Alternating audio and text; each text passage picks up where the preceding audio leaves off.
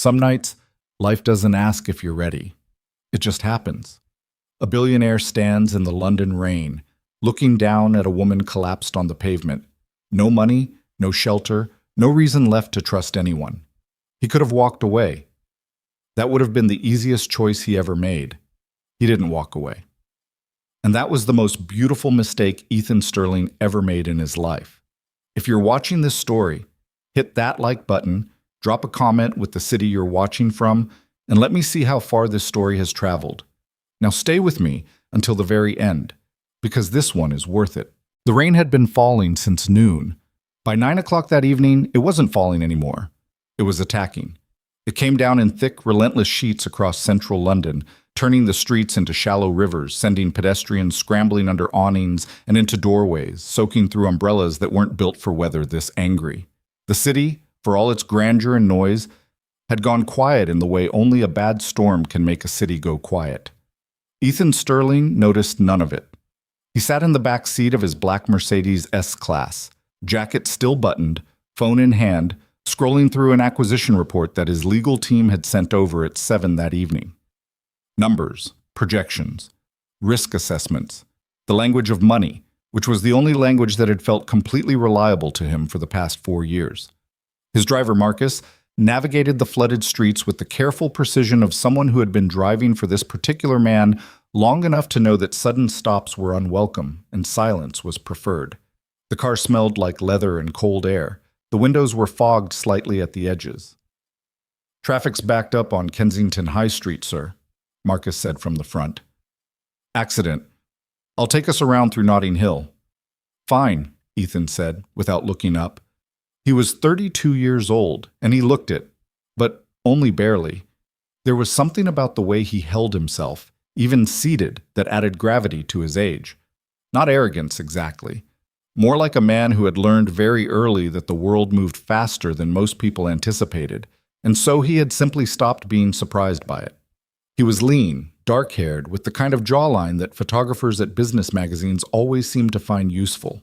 He had, on 2 separate occasions, been named one of Europe's most eligible bachelors by publications he never read. He found that description faintly ridiculous. He was not eligible. He was busy. There was a difference. His phone buzzed, a text from Mrs. Holloway, the woman who looked after his daughter in the evenings when his hours ran long. "Lily fell asleep at 8:15. She wanted me to tell you she saved you the last biscuit from dinner. It's on the kitchen counter. Don't forget." He read it twice. Something in his chest shifted. Not dramatically, not the way grief had moved through him in the early years, like a fist squeezing from the inside. Just a quiet, settling warmth that he'd learned to recognize as the one uncomplicated thing in his life. He typed back a quick "thank you, tell her I'll eat it first thing in the morning," and set the phone face down on his knee. Lily was 5. She had her mother's eyes and his stubbornness and an absolute conviction that biscuits were an appropriate gift for any occasion. She was the reason he still came home. The car turned onto a narrower street, one of those old London roads that hadn't been designed with modern traffic in mind, lined on both sides with Victorian terraces and the occasional off-license with a neon sign bleeding color into the rain-slicked pavement. Marcus was slowing down, not because of traffic this time. "Sir?" Marcus's voice had changed slightly. The careful neutrality was still there, but underneath it, something careful. "There's a woman on the pavement, just ahead." Ethan looked up. She was sitting, or half-sitting, half-slumped, against the brick wall of a closed laundromat. A small duffel bag was on the ground beside her, one strap looped around her wrist, as though even in whatever state she was in, she hadn't let it go. She had no umbrella. Her dark hair was plastered flat against her face and neck. Her coat, thin, the wrong kind for November in London, was soaked through entirely, the fabric darkened with rain. She had her knees pulled up to her chest and her head dropped forward. She wasn't moving. Ethan stared for a moment. "Stop the car." "Sir, she could be—" "Marcus, stop the car!" The Mercedes pulled to the curb. Ethan was out before Marcus had fully stopped, his jacket taking the first blast of cold rain immediately, his Italian shoes hitting a puddle that soaked through to the sock. He crossed the pavement in 4 strides and crouched down in front of her. Up close, she was younger than he'd thought. Late 20s, maybe 30. Her face was pale, not sick pale, but the particular pale of someone who'd been cold and wet for too long and hadn't eaten enough to compensate. There was a fresh cut above her right eyebrow, small but still red at the edges, like she'd hit something or been knocked against something in the chaos of the storm. Her hands, still wrapped around the bag strap, were shaking. "Hey!" His voice came out quieter than he intended. He didn't reach for her. "Hey, can you hear me?" She stirred. Her head lifted slowly, like the movement cost her something. Her eyes opened. They were brown, dark brown, the color of strong tea, and for a second they were completely unfocused, blinking against the rain. Then something in them cleared, and she looked at him, and the expression on her face was not relief or gratitude. It was fear. She pulled back against the wall, tightening her grip on the bag, and the movement was so instinctive, so practiced, that it told him everything he needed to know about what kind of year she'd probably had. "I'm not—" He held both hands up, palms open. The rain was running down his face now, into his collar. "I'm not going to hurt you. You've been sitting here. It's freezing. Are you hurt?" She blinked again, took him in.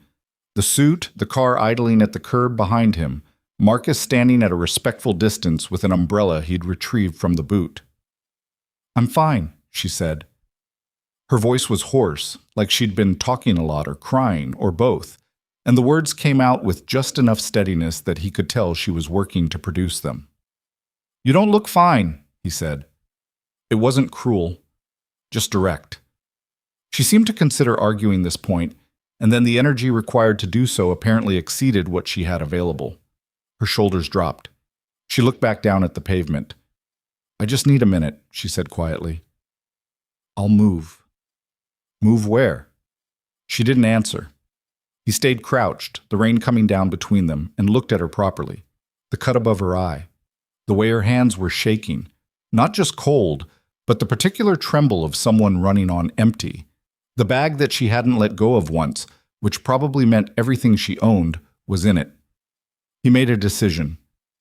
"There's a hotel 2 streets over," he said. "We can get you inside, warm, something to eat, no strings. I'm not asking anything from you." She looked at him again. The fear was still there, but there was something else now. Exhaustion fighting with suspicion in a way that exhaustion was slowly winning. "You don't know me," she said. "No," he agreed. "I don't." "Why would you—" "Because it's raining and you're hurt, and it's what any decent person would do." He said it plainly, without performance. "That's the whole reason, nothing else." A long moment passed. Rain hammered the pavement around them. Somewhere down the block a car horn sounded and then stopped. She looked at the car, at Marcus, who was standing very still and looking carefully at nothing in particular, back at Ethan. "I can walk," she said finally. "I know you can." He stood, and after a moment she put one hand against the wall and pushed herself upright, and he saw her wince. Her left ankle, the way she shifted her weight immediately off it, told him she'd twisted it, or worse. She didn't mention it. She just adjusted and straightened and hoisted the bag onto her shoulder with the practiced determination of someone who'd been dealing with worse and managing. "I'm Sophie," she said. Not warmly, not coldly, just a name, offered because it seemed like the right thing to do when a stranger was being decent. "Ethan," he said.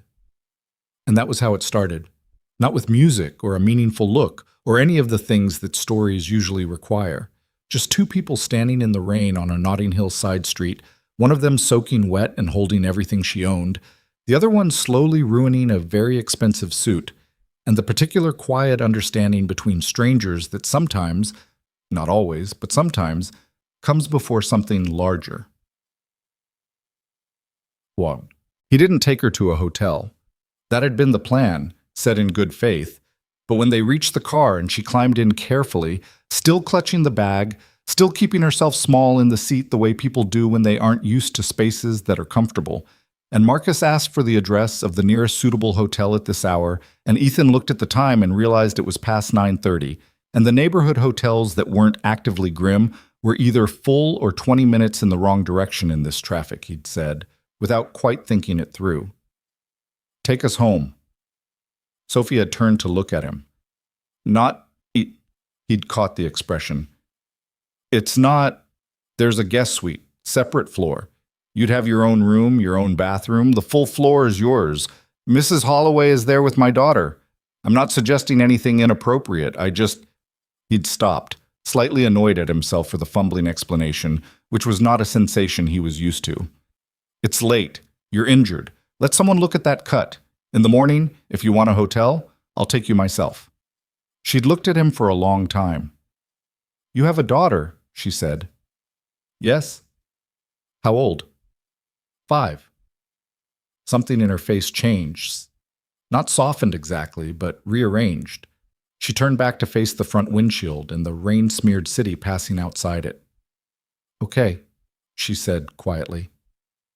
The Sterling Penthouse occupied the top 2 floors of a converted building in Chelsea, not the kind of building that announced itself with marble lobbies and uniformed doormen, but the kind that announced itself by not announcing itself at all, which was a different and more expensive kind of statement. The elevator required a key fob. The hallway on the upper floor was carpeted in something thick enough to absorb sound entirely. Sophie walked through it with her wet shoes leaving faint marks on the carpet and her bag still over her shoulder, and she looked at the space around her with the expression of someone doing very careful, deliberate work to keep their face neutral.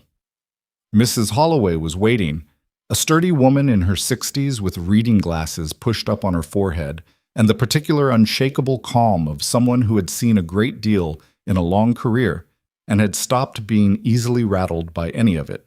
She took one look at Sophie, asked no questions, and produced a first aid kit, a towel, dry socks, and a bowl of soup that she reheated from what had apparently been dinner, all within about 12 minutes. The cut needs cleaning, she said, matter-of-factly, sitting across from Sophie at the kitchen island. Hold still. Sophie held still. She had the soup in one hand and Mrs. Holloway's antiseptic cotton in her field of vision, and she looked for a moment like someone who was trying very hard to figure out whether this was real. Ethan had changed his jacket and was standing at the kitchen counter with a glass of water, watching at a distance that was respectful, but also, he had to admit to himself, quietly fascinated. There was something about the way she moved through a difficult situation. No dramatics, no helpless collapse. She'd accepted help in the way that people accept it when they genuinely need it, but aren't used to it, carefully, with a small held tension around the eyes, like they're waiting for the price to be named. You from London? Mrs. Holloway asked, applying the antiseptic with professional efficiency. No, Birmingham originally. Sophie winced slightly. I moved here 3 weeks ago. 3 weeks and already a London night's tried to eat you alive, Mrs. Holloway said, without sympathy, but also without cruelty. Just acknowledgement. Sounds about right. The city takes some adjusting to. I'm finding that out. What do you do? A pause. Ethan noticed it, just a half-second's hesitation before Sophie answered. Graphic design. I was freelancing back home. I'm looking for full-time work here. Any luck? Another small pause.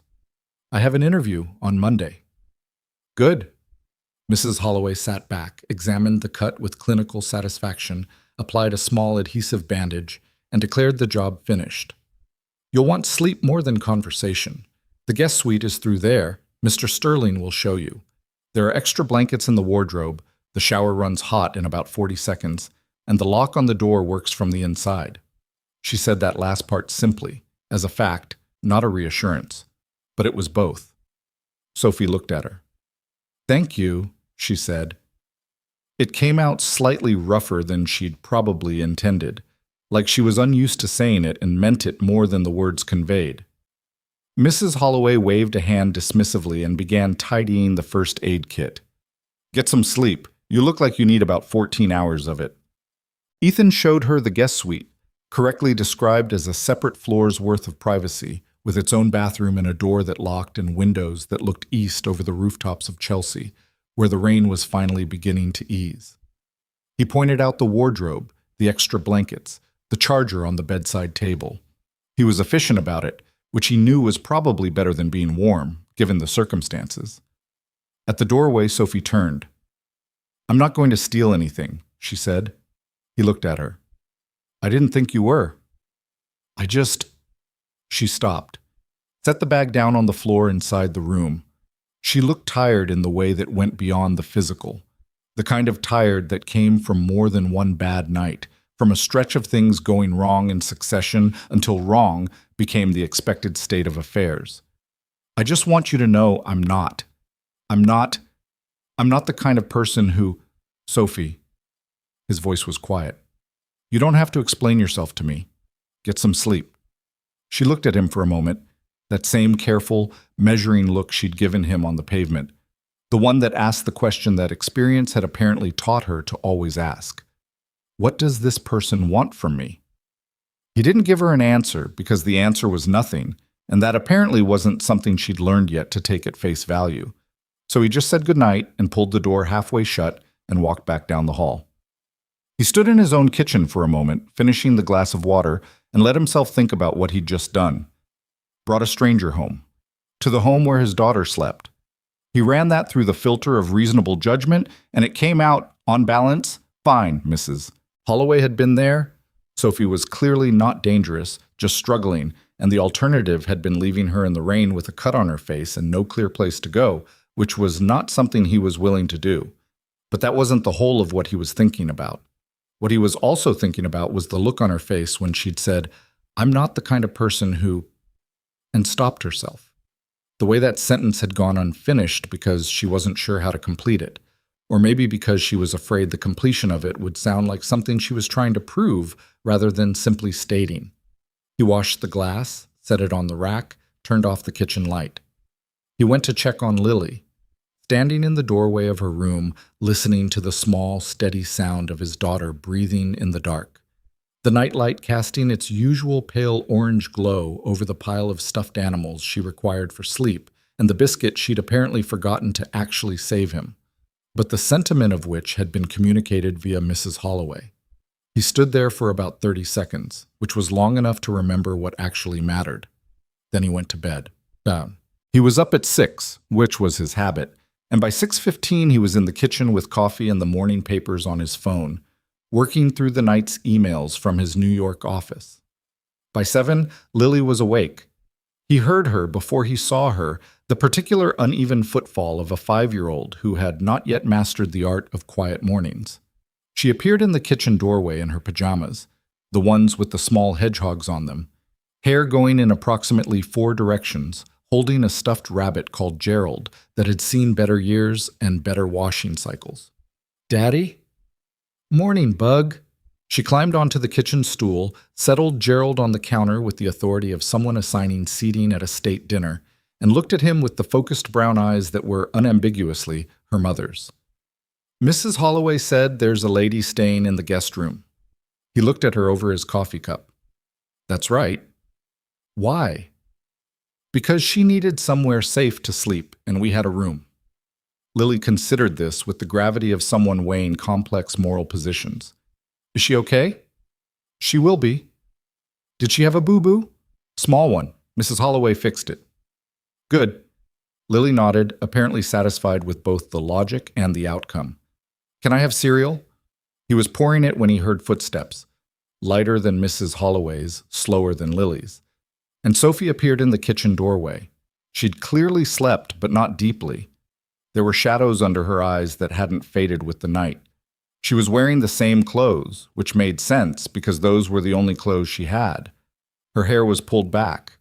The small bandage on her eyebrow was still white and clean. She was barefoot, which made her look younger than she had in the rain. She stopped when she saw Lily, and Lily turned on her stool and looked at this stranger in her kitchen with the complete unfiltered assessment of a 5-year-old, which lasted about 4 seconds.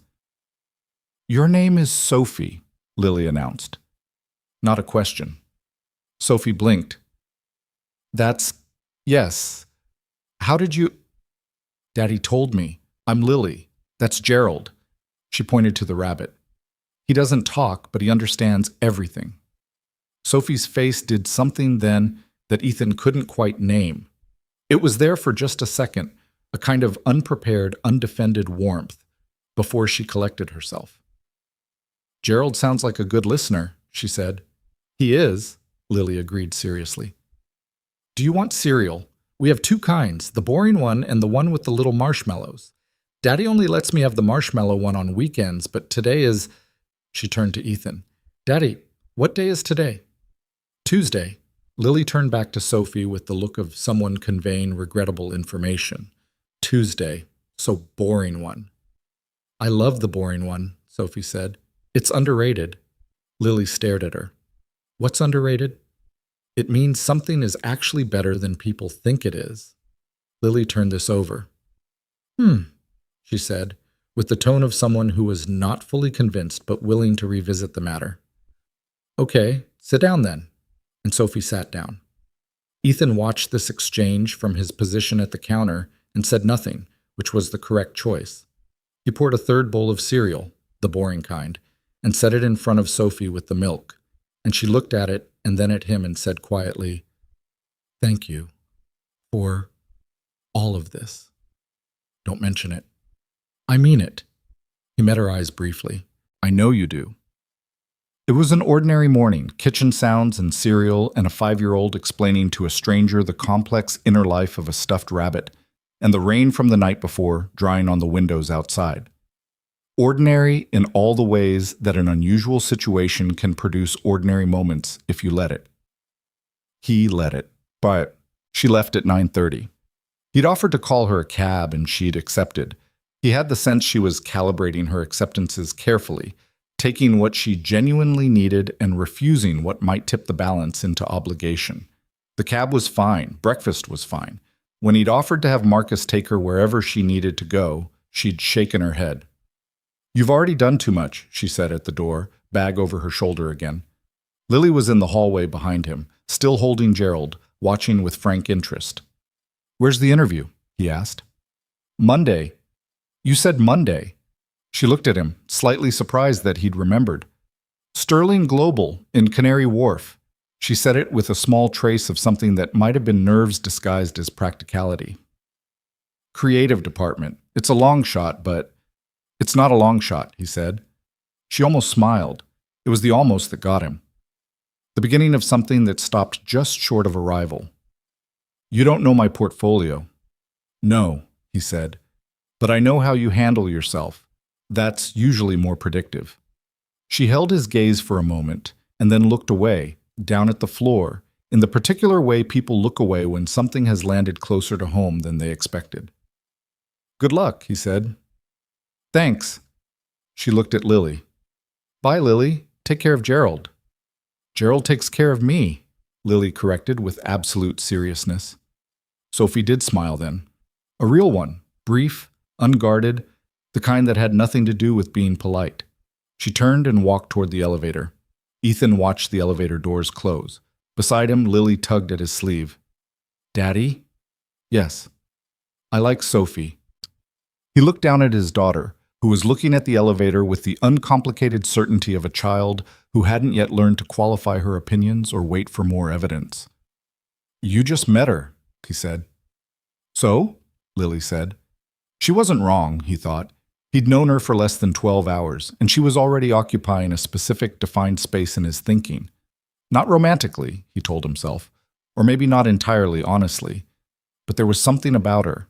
The way she'd held that bag in the rain, the way she'd sat in his kitchen and talked to his daughter about the underrated qualities of plain cereal, the way she'd said, I'm not the kind of person who, and left the sentence unfinished because she didn't yet trust that finishing it would be believed.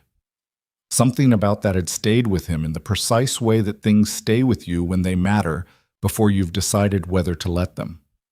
He closed the front door. Come on, he said to Lily. Let's finish breakfast. Monday morning came fast. He'd thought about it twice over the weekend. The Sterling Global interview, the name she'd said with careful casualness. He could have mentioned it, could have said, I own that company, I could call someone. He hadn't. He didn't know why exactly, except that it felt wrong, like intercepting something she needed to do herself, like removing a difficulty she'd chosen to face on her own terms. So he said nothing. He was in his office on the 31st floor of the Sterling Global building at 9:15 when his assistant, Claire, put her head around the door. The creative department shortlist is this morning, she said. 15 candidates. HR says they've had a strong pool. Good, he said, and turned back to the document in front of him. He didn't think about it again until 11. when he was in a meeting with his senior marketing team and someone mentioned that one of the morning's interview candidates had come in with a presentation portfolio that three of the creative directors had spent 20 minutes discussing after she left the room. "Which candidate?" Ethan asked. His marketing director checked his notes. "Bennett, Sophie Bennett." The room continued its meeting around him. He sat very still for about 3 seconds, during which he processed several things simultaneously, and then he said, "Remind them the final decision goes through standard process," and moved on to the next agenda item. He didn't tell anyone. He didn't know, yet, what there was to tell. But that afternoon, when the HR department sent through the shortlisted offers, and Sophie Bennett's name was on the confirmed list, Senior Creative Associate, starting the following Monday, probationary period, competitive package. He read it twice, and for the first time in a long time, he found that he was curious about what came next. Not about the business, about her.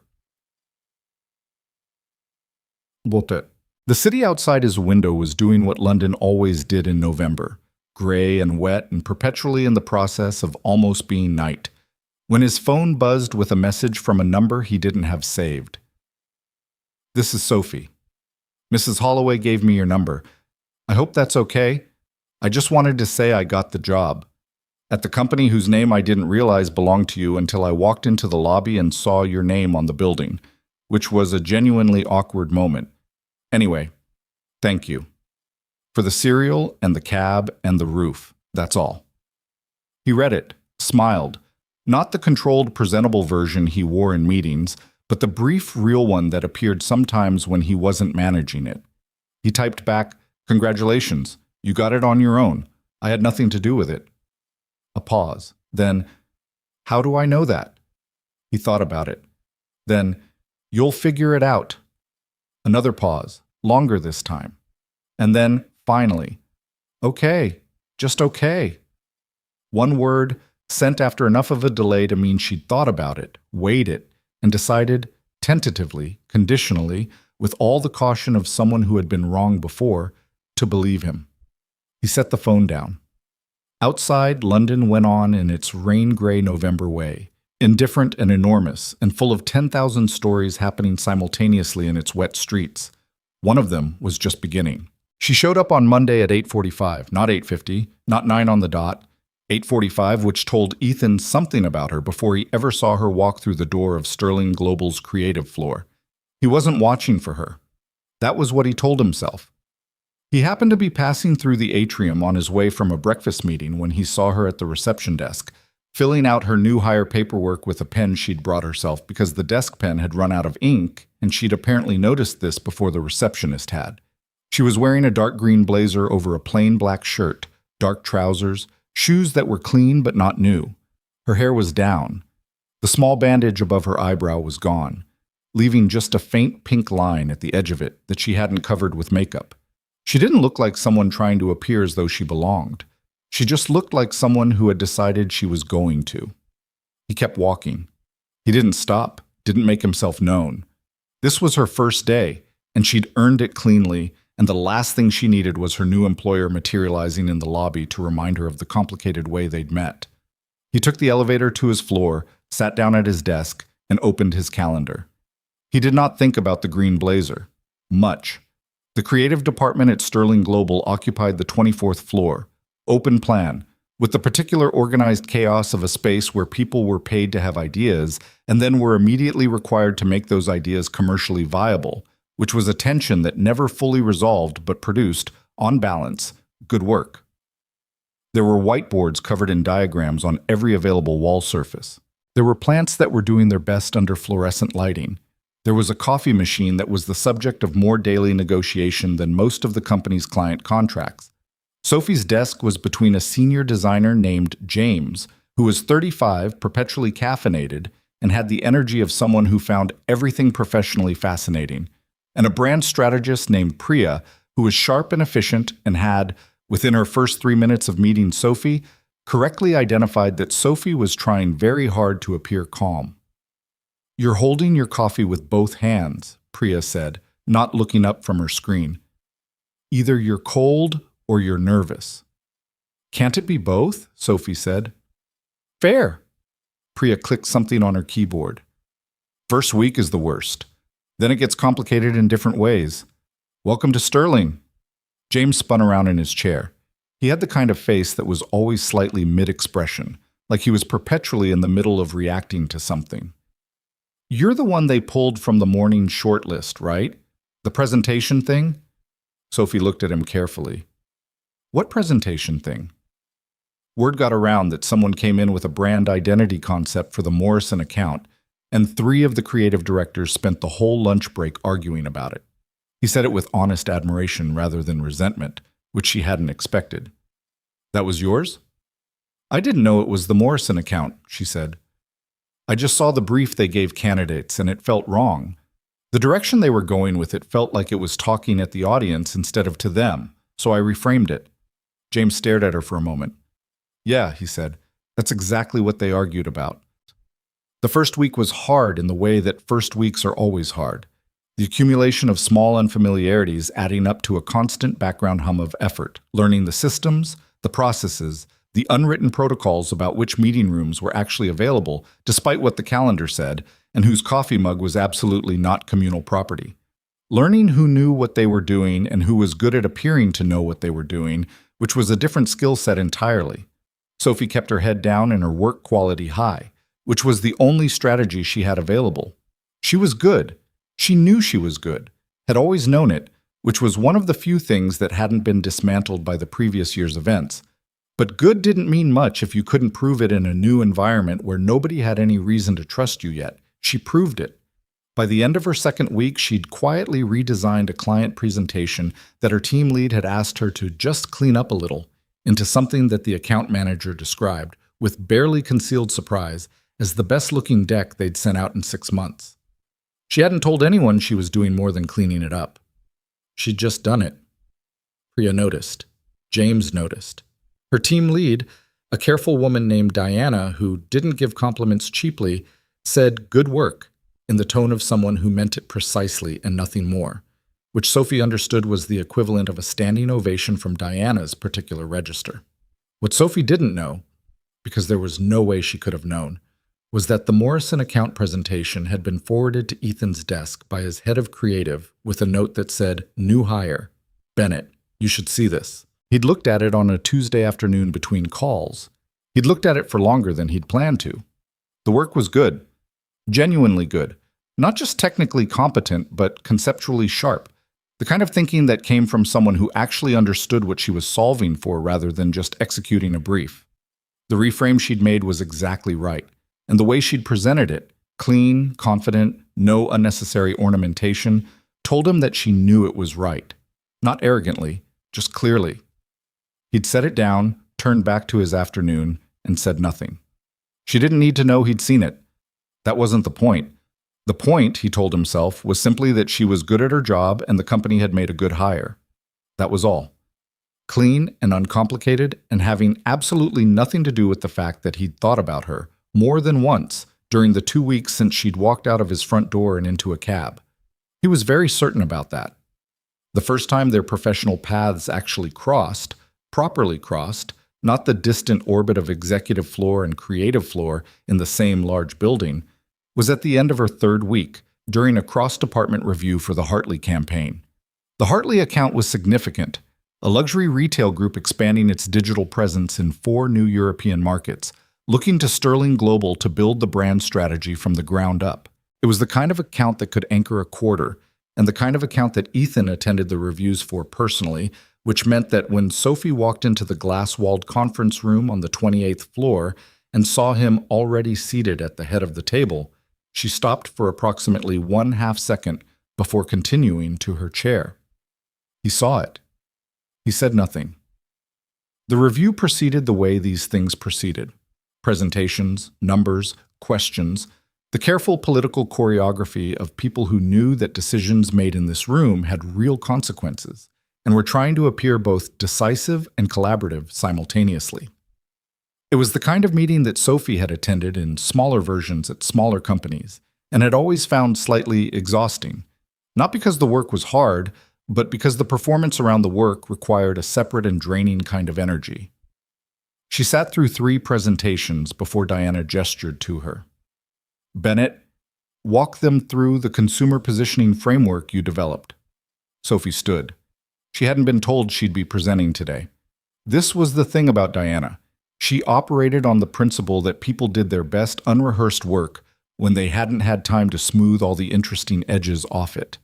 It was an approach that Sophie found both professionally aggravating and, on some level, correct. She stood, pulled up the framework on the room's central screen, and talked through it. No notes. Just the work, which she knew well enough that the knowing was in her hands and her voice, and the way she moved through the logic of it, point by point, without decoration. She talked about the target consumer segment with the specificity of someone who had actually thought about them as people rather than demographics. She talked about the emotional territory the brand needed to occupy and why the current direction was landing 3 feet to the left of it. She talked for 7 minutes. When she stopped, the room was quiet for a moment in the particular way rooms go quiet when something has landed. Ethan was watching her from the head of the table. He'd been watching her for most of the 7 minutes, which she was aware of and which she'd decided to simply not factor into her performance of the task at hand. The gap you're describing between the brand's self-image and the consumer's actual perception, he said. His voice was level, genuinely curious rather than challenging. What's your proposal for closing that? Honestly? She held his gaze. Stop trying to close it from the brand side. The consumer perception is actually more accurate than the brand's self-image. The brand needs to catch up to what people already think they are, not the other way around. A beat. That's a significant shift from the direction the account team was planning, said the head of strategy, a man named Richard who had a way of phrasing disagreement as neutral observation. I know, Sophie said. I think the current direction is wrong. Another beat, slightly longer. Ethan looked down at the framework on the screen, then back at her. Something in his expression that she couldn't fully read. Walk us through the evidence for that assessment, he said. So she did. For another 4 minutes, with the particular focused calm of someone who had done the work and was prepared to stand behind it, she walked them through it. When she sat down, Priya, seated 2 chairs away, passed her a note on the corner of a notepad page that said simply, "You just told Richard he was wrong in front of the CEO and didn't flinch. Iconic." Sophie folded the note and put it in her pocket. After the meeting, in the corridor, she was heading toward the elevator when she heard her name. She turned. Ethan was behind her, jacket still buttoned, a folder in his hand, walking with the unhurried purpose of someone who had somewhere specific to be but wasn't rushing to get there. The positioning framework, he said when he reached her. It was good. The instinct about reversing the direction? It's right. She looked at him, tried to figure out, as she always did with him, whether there was something underneath the plain surface of what he was saying. She hadn't fully stopped doing that since the first night, and she was aware this said more about her recent history than about him. Thank you, she said. Richard's going to push back in the follow-up. I know. You should be prepared for it. I am. He studied her for a moment, not unkindly. The way he sometimes looked at things he was trying to understand accurately. You got in at 8:45 your first day, he said. She blinked. You noticed that? I was passing through. Right. A small pause. I was nervous. I know. You didn't show it. I showed it to Priya within about 4 minutes. Something that might have been amusement passed across his face. Good, he said, in a tone that suggested he meant it, that he thought showing it to Priya was better than showing it to nobody. How's the ankle? The question caught her off guard. The ankle had been fine for 2 weeks. The fact that he'd remembered it, that small, unceremonious question, embedded in the professional conversation like it was the most natural thing, landed somewhere she wasn't prepared for. Fine, she said. Good. I barely notice it. He nodded. Good. He shifted the folder to his other hand. The Hartley account review is next Thursday. I'd like your framework in the pre-read this time, not as a surprise. Diana surprises people on purpose, Sophie said, before she could stop herself. I know she does, he said. I'd still like it in the pre-read. And he walked away toward the elevator, and she stood in the corridor for a moment and thought, this is complicated. Then she went back to her desk and worked for 3 more hours and made herself stop thinking about it. She was not entirely successful. The weeks that followed had a shape to them, the shape of days finding their rhythm, which was a thing Sophie hadn't had for most of the past year, and which she was learning, slowly, to trust. She woke up early, took the tube to Canary Wharf, worked, came home to her small rented room in a flat she shared with 2 other people she barely saw, ate whatever was fast and inexpensive, and did it again. On weekends, she worked on freelance projects to cover the gap between her rent and her salary, which was decent but not yet comfortable. She didn't think much about the room. It was small, and the heating was unreliable, and the walls were thin enough that she could hear her flatmate's television through them. But it was hers, in the specific way that a thing you pay for yourself is yours, and that mattered to her in a way that was hard to explain to people who'd never had the alternative. At work, she was building something, a reputation, small and early and fragile, but real. The Morrison account picked up her positioning framework over the existing direction, which produced a reaction from Richard that was exactly as politically complicated as Ethan had predicted, and which she navigated by simply continuing to be right about the work, which was the only strategy available that didn't require compromising the work itself. The Hartley pre-read went in on time, annotated, with supporting data she'd sourced herself over a weekend. James started sending her drafts for a second opinion before he sent them to Diana, which was a form of professional trust she recognized and took seriously. She was, for the first time in over a year, okay. Not happy, exactly. She wasn't sure she'd earned that word yet, wasn't sure the soil was stable enough to let it grow in properly. But okay. Moving, forward-facing in a way she hadn't been. She didn't think much about Ethan. She thought about him at a reasonable professional frequency that was definitely not excessive. She saw him in meetings, cross-department reviews, one full team all hands, where he spoke for 15 minutes with the measured precision of someone who was good at this and knew it without needing to perform it, a corridor exchange here and there. He was always direct, always professional, never warm in a way that blurred the lines, except for one Thursday afternoon, 5 weeks in. She was in the building's ground floor cafe, eating lunch at 11:50 because she'd skipped breakfast and couldn't make it to 12, sitting with her salad and her phone and a brief she was annotating in the margins with a pen when the chair across from her was pulled out and Lily sat down in it. Sophie looked up. Lily was wearing her school uniform, navy pinafore, white shirt, one sock higher than the other, and was carrying a backpack that appeared to contain, based on the lumpy outline, both textbooks and an unreasonable number of soft toys. Behind her, at a slight distance, was a woman Sophie didn't recognize, mid-40s, competent-looking, clearly in the role of school pickup. "Sophie," Lily said, with the tone of someone who had accomplished a thing they had planned. "Lily." Sophie stared at her. "How are you? What are you doing here?" "Daddy said I could come see where he works," Lily said. "We saw you through the window." She pointed at the cafe's glass front wall. "I told Ms. Chen." "I'm so sorry," said the woman, Ms. Chen, from behind Lily's shoulder. She had the expression of someone who had tried and failed to intercept this situation. She was very determined.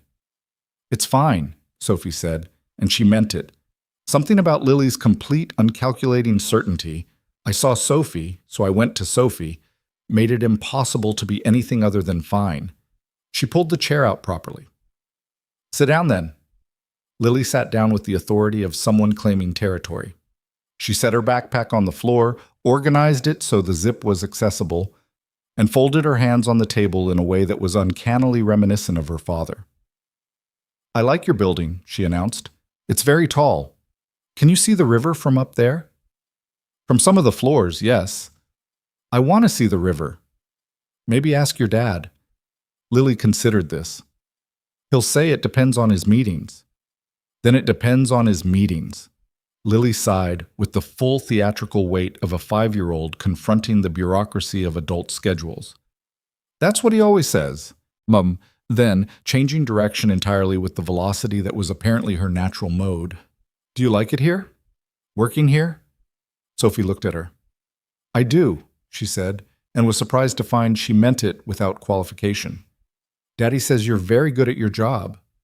Sophie went still. "He said that?" He said the presentation framework thing was very sharp. Lily delivered this with the tone of someone who had memorized the exact phrasing. I don't know what a presentation framework is, but sharp is a good thing. Gerald is sharp. He has excellent instincts. She paused. Those are Daddy's words. About Gerald. Sophie laughed. It came out of her before she had time to manage it. Genuine, unprepared, the kind of laugh that happens when something is so specifically unexpected that your face doesn't have time to negotiate the appropriate level of reaction. She hadn't laughed like that in a while. Gerald has excellent instincts, she repeated.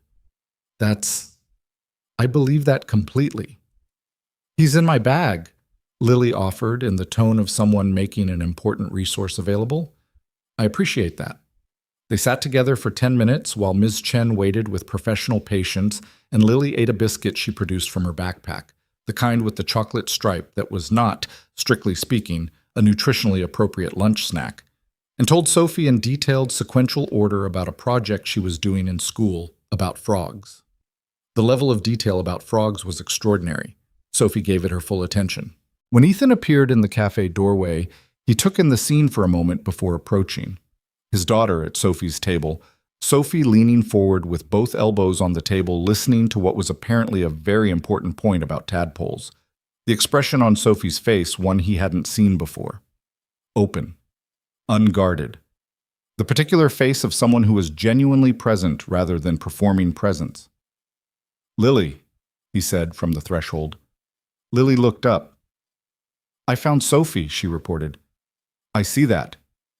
She laughed, Lily added, as though this was a relevant data point for his assessment of the situation. He looked at Sophie. Sorry about this. Don't be, Sophie said, and she said it with the flatness of genuine sincerity, not social politeness.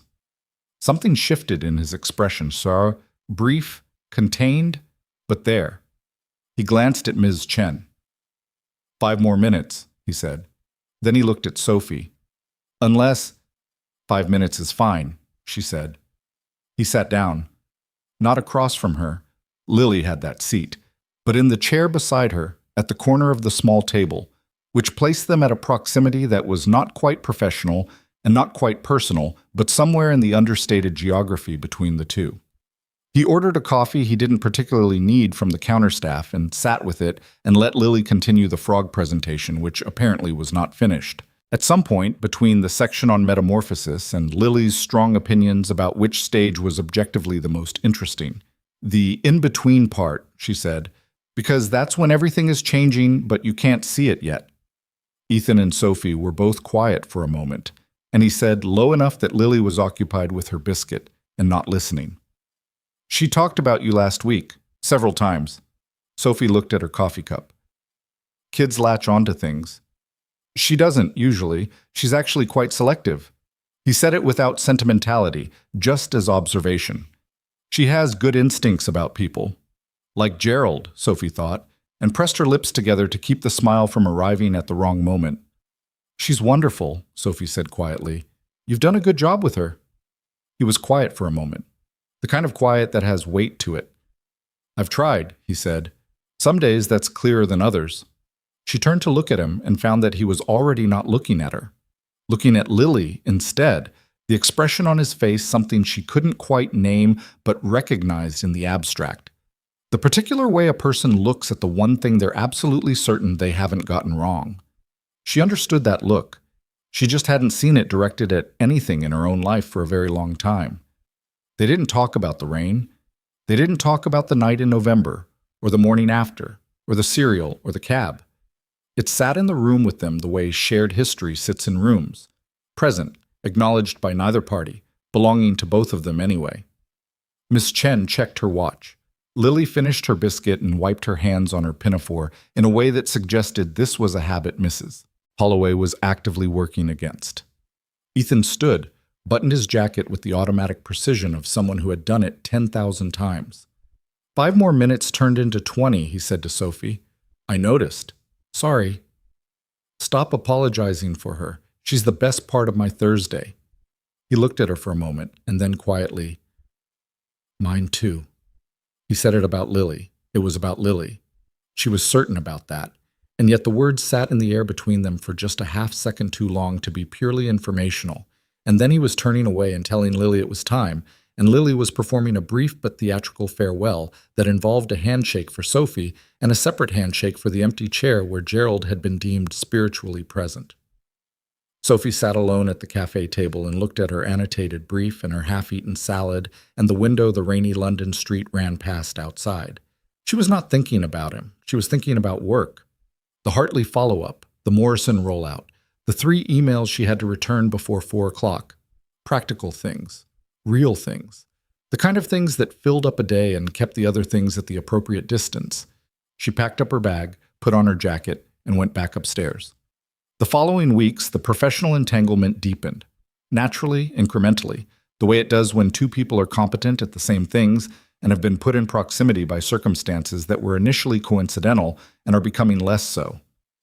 He pulled her into the Hartley steering committee. Not Diana's recommendation, his, directly, which caused a small, carefully suppressed ripple of interest through the 24th floor that Priya reported to Sophie with the precision of an intelligence officer and the enthusiasm of someone who found this professionally delightful.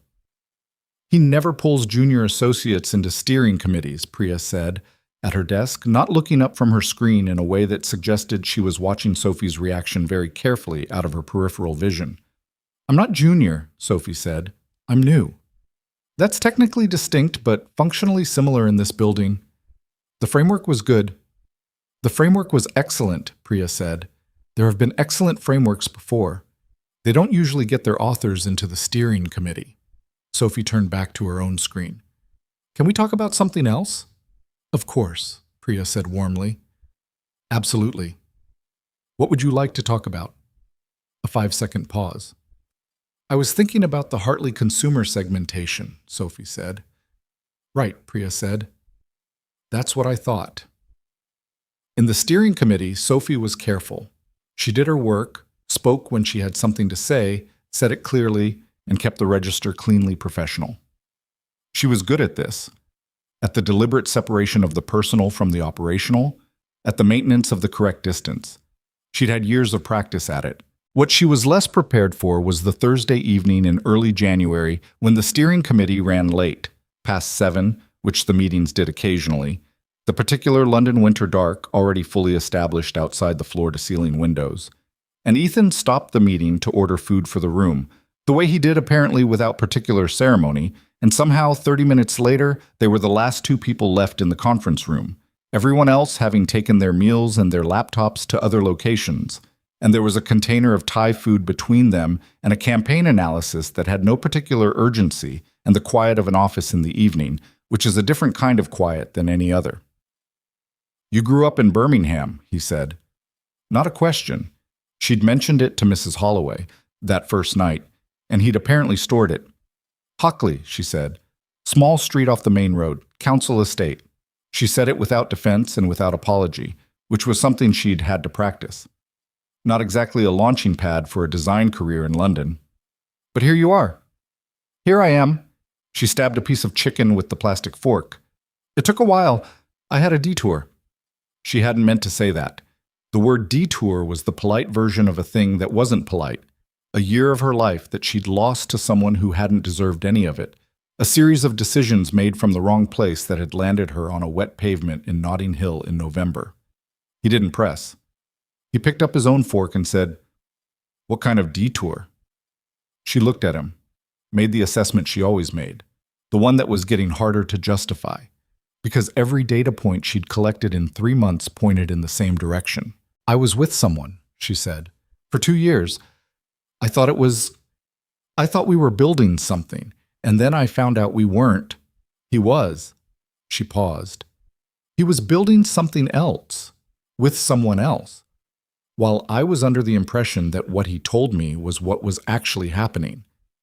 He cheated on you, extensively, she said, with a flatness that was worse than bitterness because it was so thoroughly post-bitterness, the drained, exhausted aftermath of having been angry for so long that the anger burned through and left something quieter and more permanent behind. I'm sorry, Ethan said. Don't be. It's done. She looked at her food. The worst part was the aftermath, not the discovery. The discovery was clean. The afterwards is when you have to figure out how much of what you thought was real actually was. And the answer is, some of it was real, which is almost harder than if none of it had been, because then you'd know exactly what you were working with. He was quiet for a moment. Outside the windows, London was doing its evening thing. Lit windows in the buildings across the water, a plane blinking its slow path across the dark. "My wife died," he said. 4 years ago, Clara. Sophie looked at him. Heart. She was 28. He said it with the particular careful steadiness of someone who has told the story enough times that the telling of it has become manageable without becoming small. She was... He paused. She was wonderful. She was funny in a way that took you by surprise. She made terrible coffee and refused to acknowledge that she made terrible coffee. A beat. Lily has her eyes. I know, Sophie said quietly. I could see that. From pictures. She stopped. I wasn't snooping. There's one in the hallway. From the night I know which one, he said. They sat with it for a moment. The thing you said, he said, about figuring out how much of what you thought was real. I know that from a different direction. When someone's gone, you spend a lot of time reconstructing, re-examining every conversation, every day, trying to figure out if you said the right things, if you were present enough. And the answer is always that you weren't, quite, because nobody ever is. But you still do the math. Sophie set down her fork. She looked at him directly, which was something she'd been managing carefully for months, because looking at him directly produced an effect she was not ready to accommodate. You've done that, she said. The math. Many times, he said. I don't do it as much anymore. What changed? He was quiet for a moment. Honest consideration. Not the pause of someone performing thoughtfulness, but the real kind. The pause of someone actually locating the answer. Lily, he said. She needed me to stop reconstructing the past and actually show up for the present. Kids are very unambiguous about that requirement. Sophie smiled. Small, true. She told me the in-between stage of tadpoles is the most interesting, she said, because that's when everything is changing, but you can't see it. She's been saying that for 2 weeks, he said. I have no idea where she got it. Probably a book. It's not wrong, though. No, he said. It's not. They finished the food and the analysis, and he called Marcus for the car and offered her a lift because the tube at this hour in January was its own particular experience, and she thought about declining for the 3 seconds it took her to remember that declining for the sake of maintaining a distance that was becoming increasingly artificial was its own kind of dishonesty. Okay, she said. In the car, Lily asleep upstairs at home, the city running past the windows. They talked. Not about work, not about the past, just the ordinary lateral things that people talk about when they're learning each other without naming the learning. Books. Bad television they'd watched for reasons they couldn't entirely defend. The specific cruelty of the London tube in winter, whether the boring cereal actually was underrated.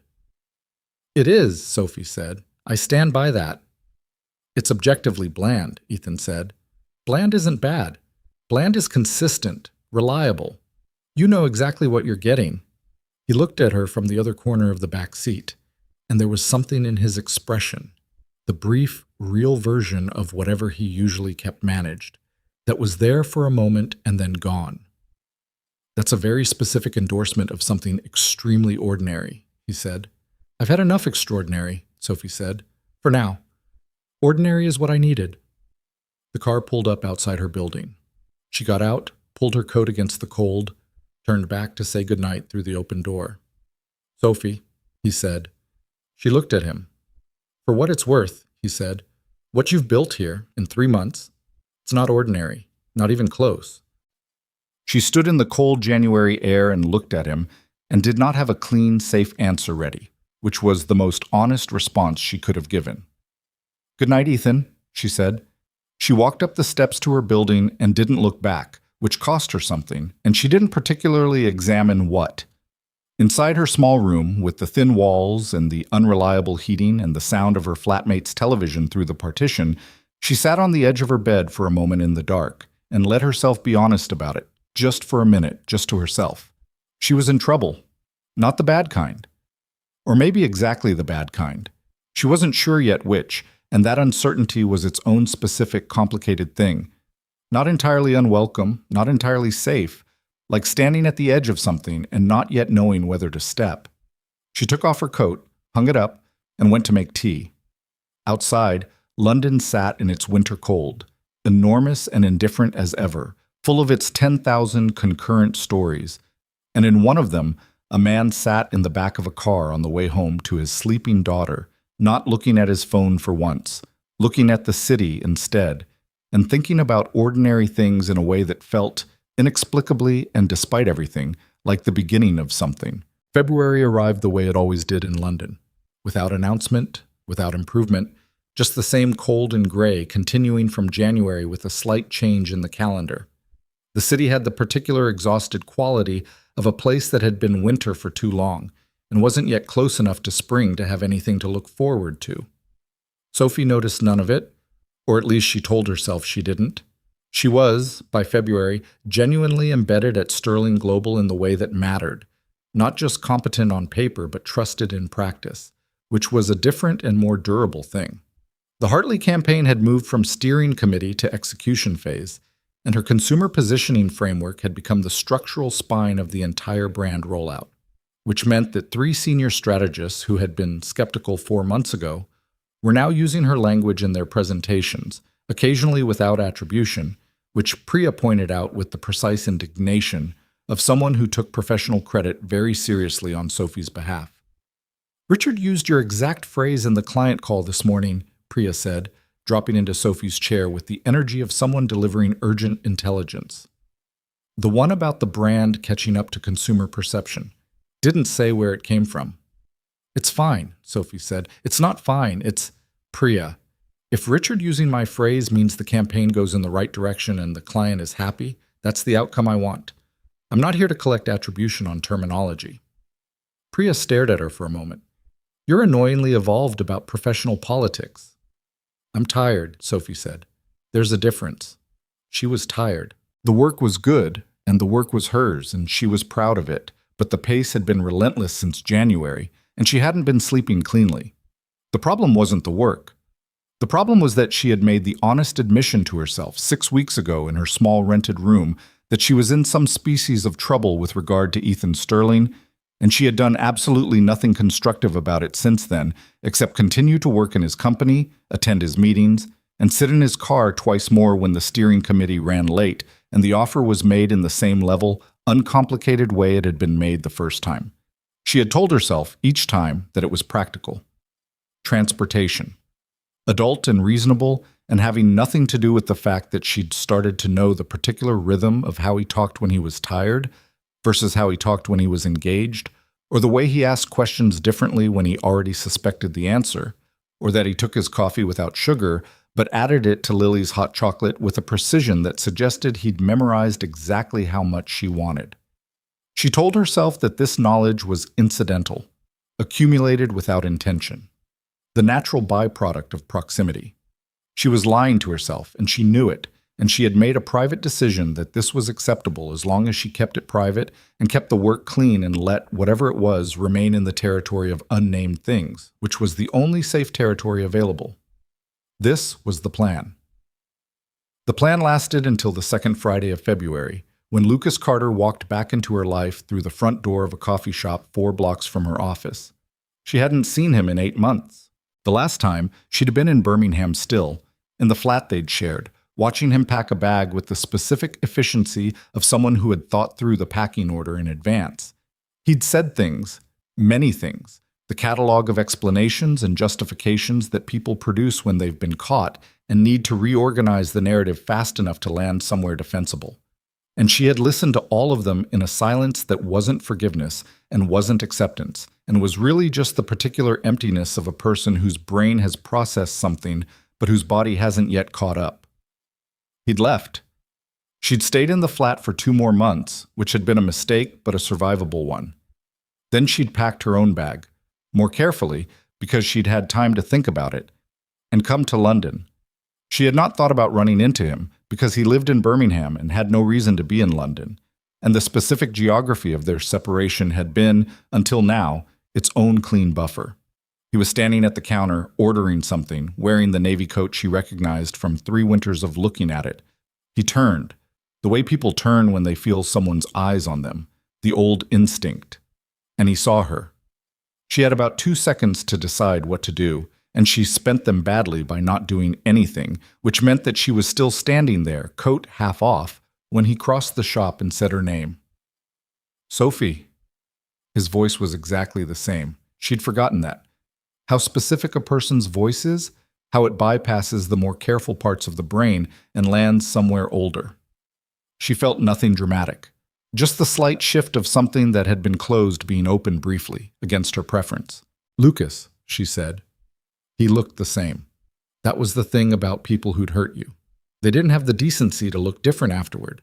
He was 32, good-looking in the easy, unearned way he'd always been, and he was looking at her with an expression that had been calibrated, she could see even now, to convey exactly the right amount of remorse. I didn't know you were in London, he said. I moved, a few months ago.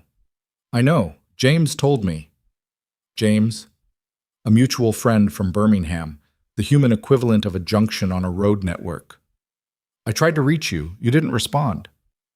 I know, she said. Can we? He gestured at the nearest table. 10 minutes. Please. She should have said no. The clean, correct, self-preserving answer was no, said calmly and without drama, followed by her ordering her coffee and leaving. She knew this. She also knew that she was not, despite considerable effort over the past 8 months, completely finished with the thing that Lucas represented. Not with him, but with the unresolved math of it. The part she'd told Ethan about on that January evening, the question of how much had been real. She sat down. He sat across from her. He didn't touch her hands or perform the reaching gesture. She'd always hated that gesture, the one men did across tables when they wanted to appear sincerely remorseful. He just sat, and to his limited credit, he began with the one thing that might have mattered 8 months ago, but landed too late to fully count now. I'm sorry, he said. I was a coward. I knew it was wrong, and I did it anyway, and I told myself stories about why it was okay, and none of them were true. I was selfish, and I hurt you, and I'm sorry. She looked at him, waited for the ambush of feeling that this kind of apology was supposed to produce, the softening, the reopening, the pull toward the simpler time before the specific wound. She felt almost nothing, not nothing exactly. A low residual sadness, the way you feel about something that mattered but is genuinely over. And beneath it, something else. The thin, cold awareness that she was examining her own emotional reaction to this man and finding it surprisingly navigable, which was either growth or numbness, and she wasn't sure yet which. I know you're sorry, she said. I believe you. He leaned forward slightly. I want another chance, Sophie. I know I don't deserve it. I know what I'm asking, but I've spent 8 months thinking about what I threw away, and He stopped. I've changed. I know that's what people say. It is what people say, she agreed, but I mean it. She looked at him for a moment. At the familiar face, the familiar cadence of his speech, the particular way he'd always lean forward when he was trying to persuade her of something. Where are you staying? She asked. He blinked, the question not what he'd expected. Shoreditch. I'm here for work for 2 weeks. Software contract. 2 weeks? She repeated. I wanted to see you. I came to London partly because of that. He said it with more honesty than strategy, which she recognized and gave him credit for, even now. I wanted to ask properly, face to face. She sat with it. The coffee she'd ordered arrived, and she wrapped her hands around it, not from nerves, just warmth, and looked at the table surface for a moment. I don't know, she said finally. And that was the honest answer, which she also hated. Not no, because no would require certainty she hadn't yet assembled. Not yes, because that would require a trust she wasn't close to. Just the uncomfortable middle truth of a person who was further from the wound than she'd been, but not yet sure what the healed version looked like. Can I call you? He asked. While I'm here. She looked at him, made the kind of decision that she would turn over many times in the following weeks. The decision made not from wanting him back, but from not yet being sure enough of the absence of that wanting to be definitive about it. "I'll text you," she said. "Don't call." He nodded. Left when he said he would, without pressing, which was either maturity or tactical restraint, and she couldn't fully tell the difference. She sat in the coffee shop for 20 more minutes and drank her coffee and looked at the street outside and thought about the in-between stage of things, the part where everything is changing, but you can't see it. Lily's assessment, which had been, like most things, Lily said, more accurate than it had any right to be coming from a 5-year-old with a stuffed rabbit and strong opinions about cereal. She texted him 3 days later. Not a date, not a reconciliation, coffee, a walk, the kind of cautious, neutral contact that let her take the measure of the thing without committing to it. They met twice that first week. Lucas was different, maybe. Or better at appearing different. She couldn't yet tell which, and that inability to tell was its own information. What she didn't do was tell Ethan.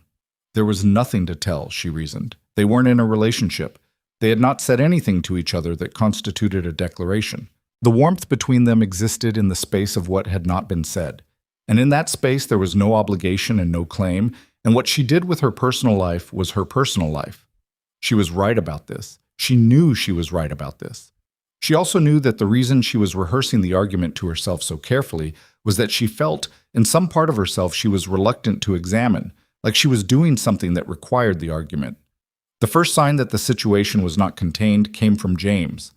She'd been at her desk on a Wednesday, working through a revision to the Hartley rollout collateral, when James appeared at the edge of her peripheral vision and sat on the corner of her desk in the way that meant he had something to say that he wasn't sure how to say. "Okay," she said, without looking up. "What?"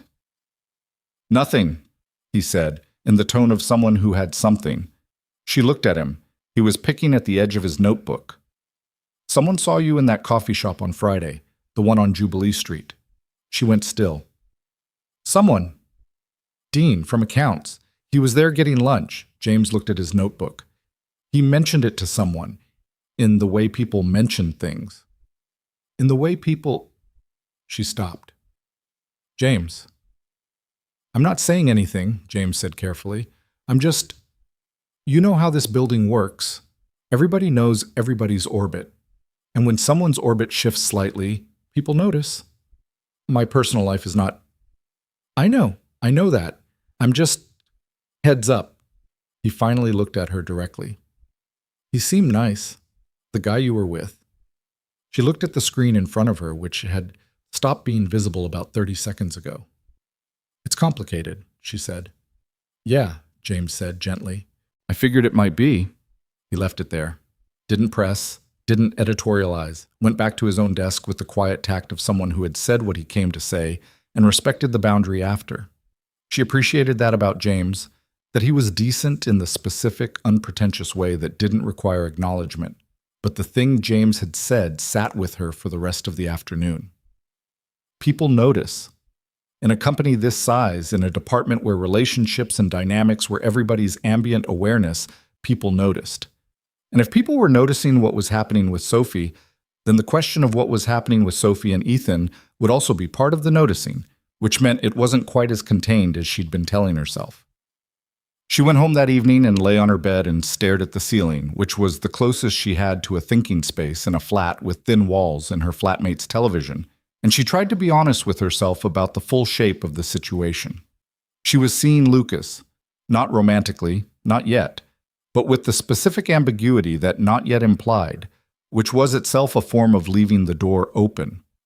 She felt nothing for Lucas that she'd once felt, or at least nothing she could clearly locate, but she couldn't be certain that was permanent. She was something with regard to Ethan, something that didn't have a clean name but had a clear weight to it. Something that had been building since November and had not shown any sign of decreasing. Something that involved sitting in conference rooms and listening to him ask questions and knowing before the answer came what quality of thinking the answer would reveal. And something that involved watching him with Lily in the cafe, with both hands around his coffee cup, and something settling in her chest that she hadn't felt in a long time. Two somethings, running parallel. Neither resolved. She was, she thought, an absolute mess. She laughed at herself in the dark, alone, which was at least evidence that the perspective was still operating.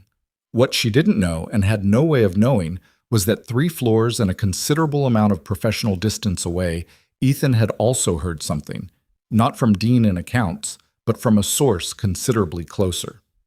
Richard, who was not a gossip in the crude sense, but who was the kind of person who treated information about personnel dynamics as legitimately relevant business data, had mentioned at the end of a meeting that one of the creative team members had been seen meeting someone, a man.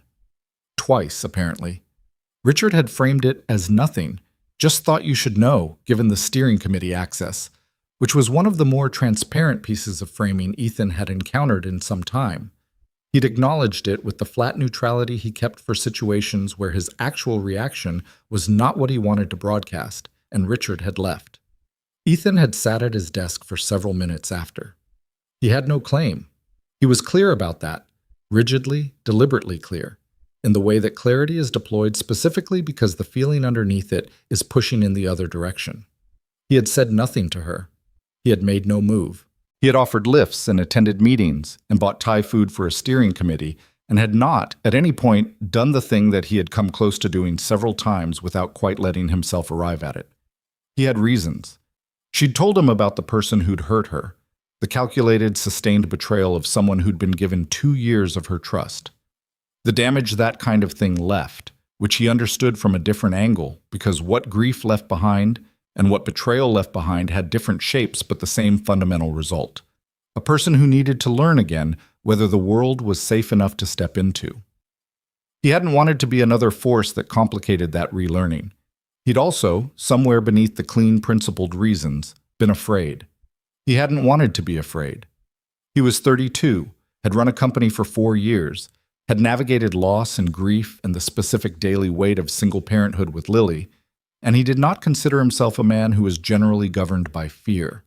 But this particular fear, the fear of reaching for something real and being wrong about it, of reopening something he'd kept carefully closed since Clara, was real.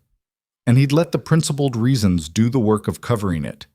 And now someone had walked back into her life, and he was sitting at his desk feeling the specific irrational ache of a man who has waited too long, which he had no right to, and which was present anyway.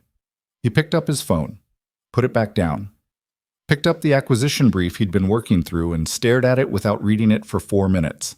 Then he went home to Lily.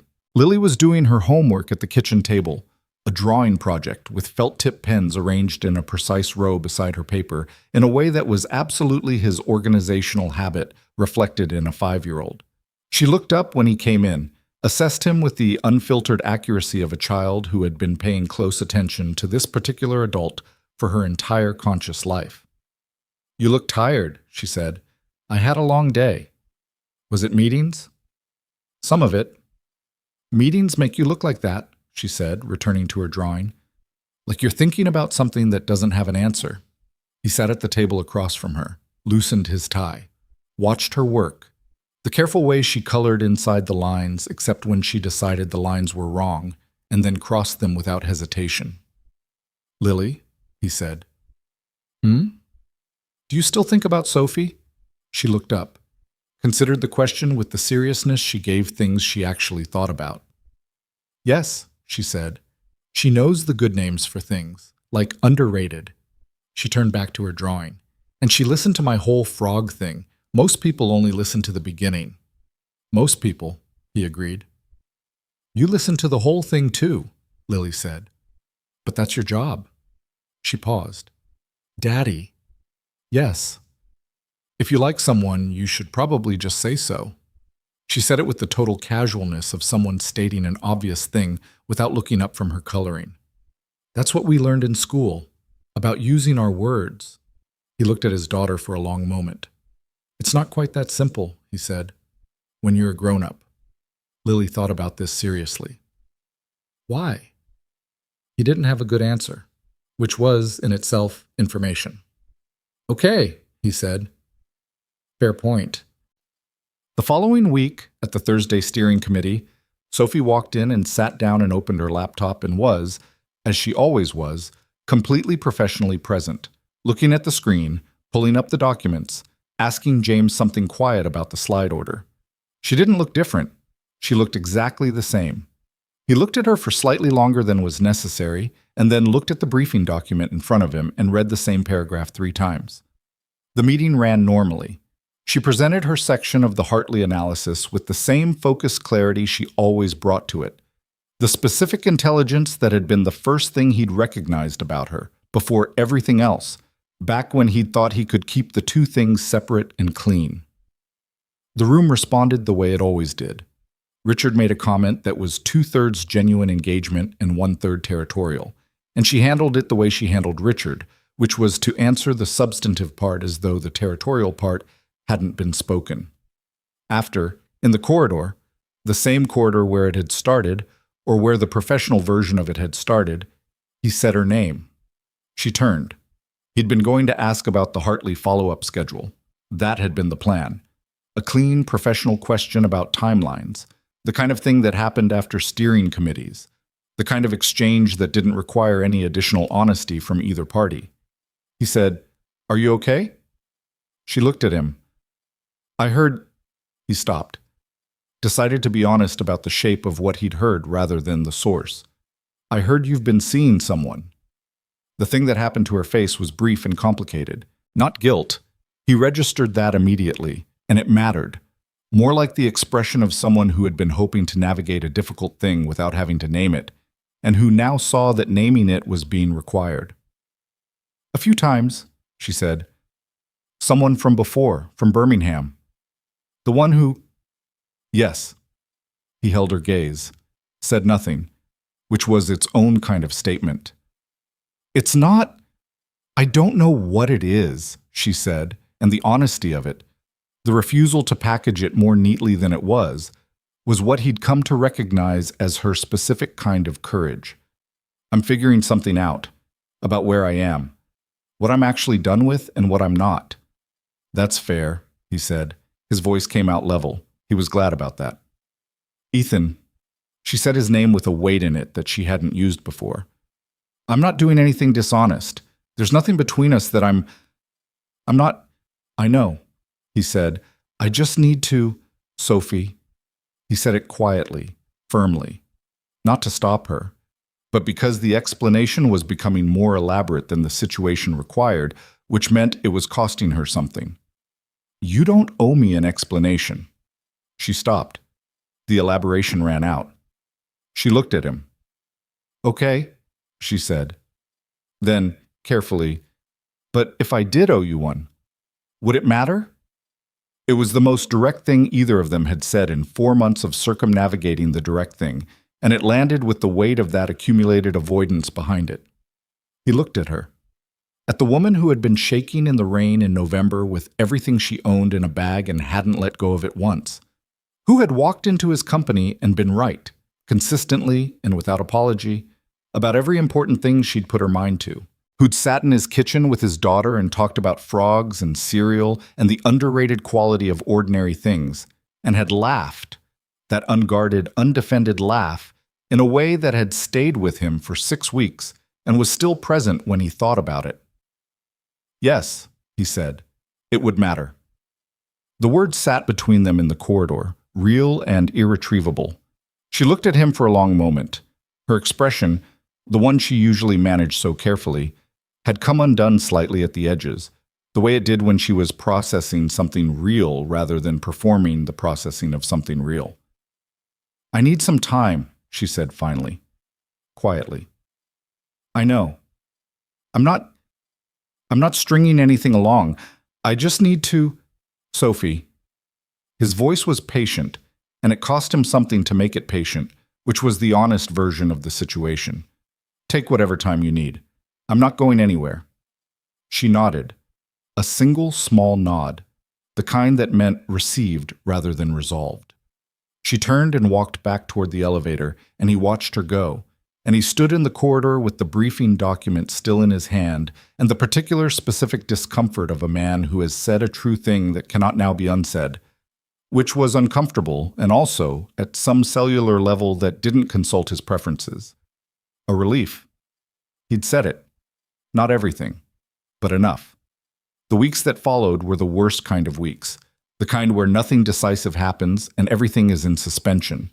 Sophie saw Lucas twice more, and each time she came away with more data and less certainty, which was not the direction data was supposed to move. He was trying. She could see him trying. He was attentive and present and said the right things, and none of it quite landed the way it had once landed, which might have been because he'd changed, or might have been because something in her had shifted so far that the receiver was no longer tuned to his frequency. She didn't know. At work, the situation with Ethan was managed. They were professional. They were exactly as professional as they'd always been, which, in the context of what had been said in the corridor, felt both appropriate and faintly absurd. He didn't press. He had said he wouldn't, and he didn't. She found this quality in him, the ability to mean what he said without requiring acknowledgement of the meaning, both the most admirable and the most difficult thing about him, because it left her nowhere to redirect the feeling and no procedural defense against it. Priya noticed. Of course Priya noticed. "You're different," Priya said, one afternoon in the third week of February, with the directness that Sophie had come to both depend on and dread. "I'm tired," Sophie said. "You said that last time." "You're not tired. You're thinking about two things simultaneously, and neither of them is work." Sophie turned to look at her. "I'm not asking," Priya said, hands up. "It's not my business. I'm just telling you what I observe, which is that you're doing a very good impression of a person who's fine, and it's costing you more than it used to." Sophie looked at her desk. At the Hartley document she'd been revising for 40 minutes and had made approximately 2 actual changes to. "What would you do," Sophie said, "if you had something from your past that you hadn't properly finished with, and something new that you hadn't properly started with, and you couldn't figure out which one was real and which one was just familiar?" Priya was quiet for a moment. Actually quiet. Not the loaded quiet of someone preparing a sharp answer, but the genuine quiet of someone taking the question seriously. "I'd ask myself which one scared me more," she said finally. "Not which one was safer. Which one scared me more. Because the things that scare you are usually the things that actually matter." Sophie looked at her. "That's either very wise or very dangerous advice," Sophie said. "Probably both," Priya said, and turned back to her screen. The thing that broke the suspension, that ended the weeks of managed distance and careful professional normalcy, was not a conversation or a decision. It was Lily. It was a Thursday evening, late February, one of the steering committee evenings that ran past 7. The committee had been disbanded for 20 minutes, and Sophie was still at the conference table, finishing her notes, when her phone buzzed. She picked it up. A text from a number she didn't immediately recognize, and then did. Mrs. Holloway. "Lily is asking for you. She had a bad dream and woke up and got herself turned around about it. She's fine, but she's got it in her head that she needs Sophie.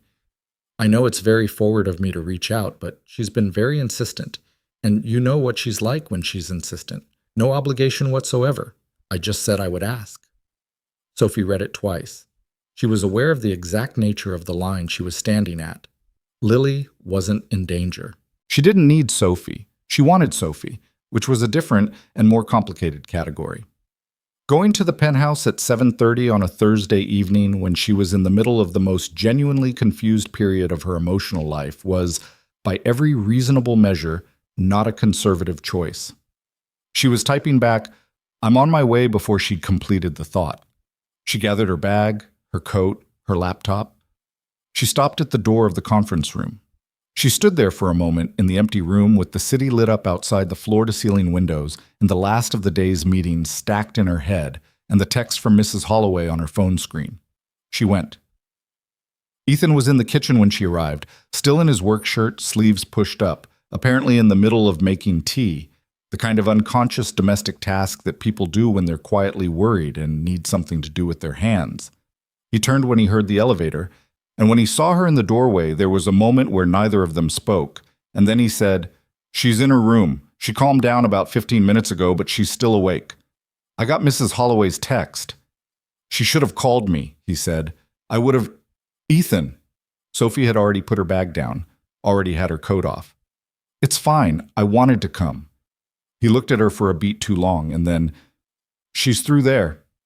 Lily was in bed with three stuffed animals arranged in a protective barrier and Gerald at the center as the clear general. Her eyes were open when Sophie came in, large and serious in the nightlight's glow, the particular look of a child who'd been frightened and was not quite finished being frightened but was managing it. "Sophie," she said. "Hey." Sophie sat on the edge of the bed. "I heard you had a rough night." "I had a dream about the frog," Lily said. This was apparently explanatory. "Which frog?" "The one from school, in the in-between stage. In my dream, it was stuck." She hugged Gerald. "It couldn't finish changing." Sophie looked at this small person who said true things in the language of 5-year-olds and felt something in her chest that was warm and specific and not at all ambiguous. "That sounds scary," she said. "It was." Lily looked at her with complete seriousness.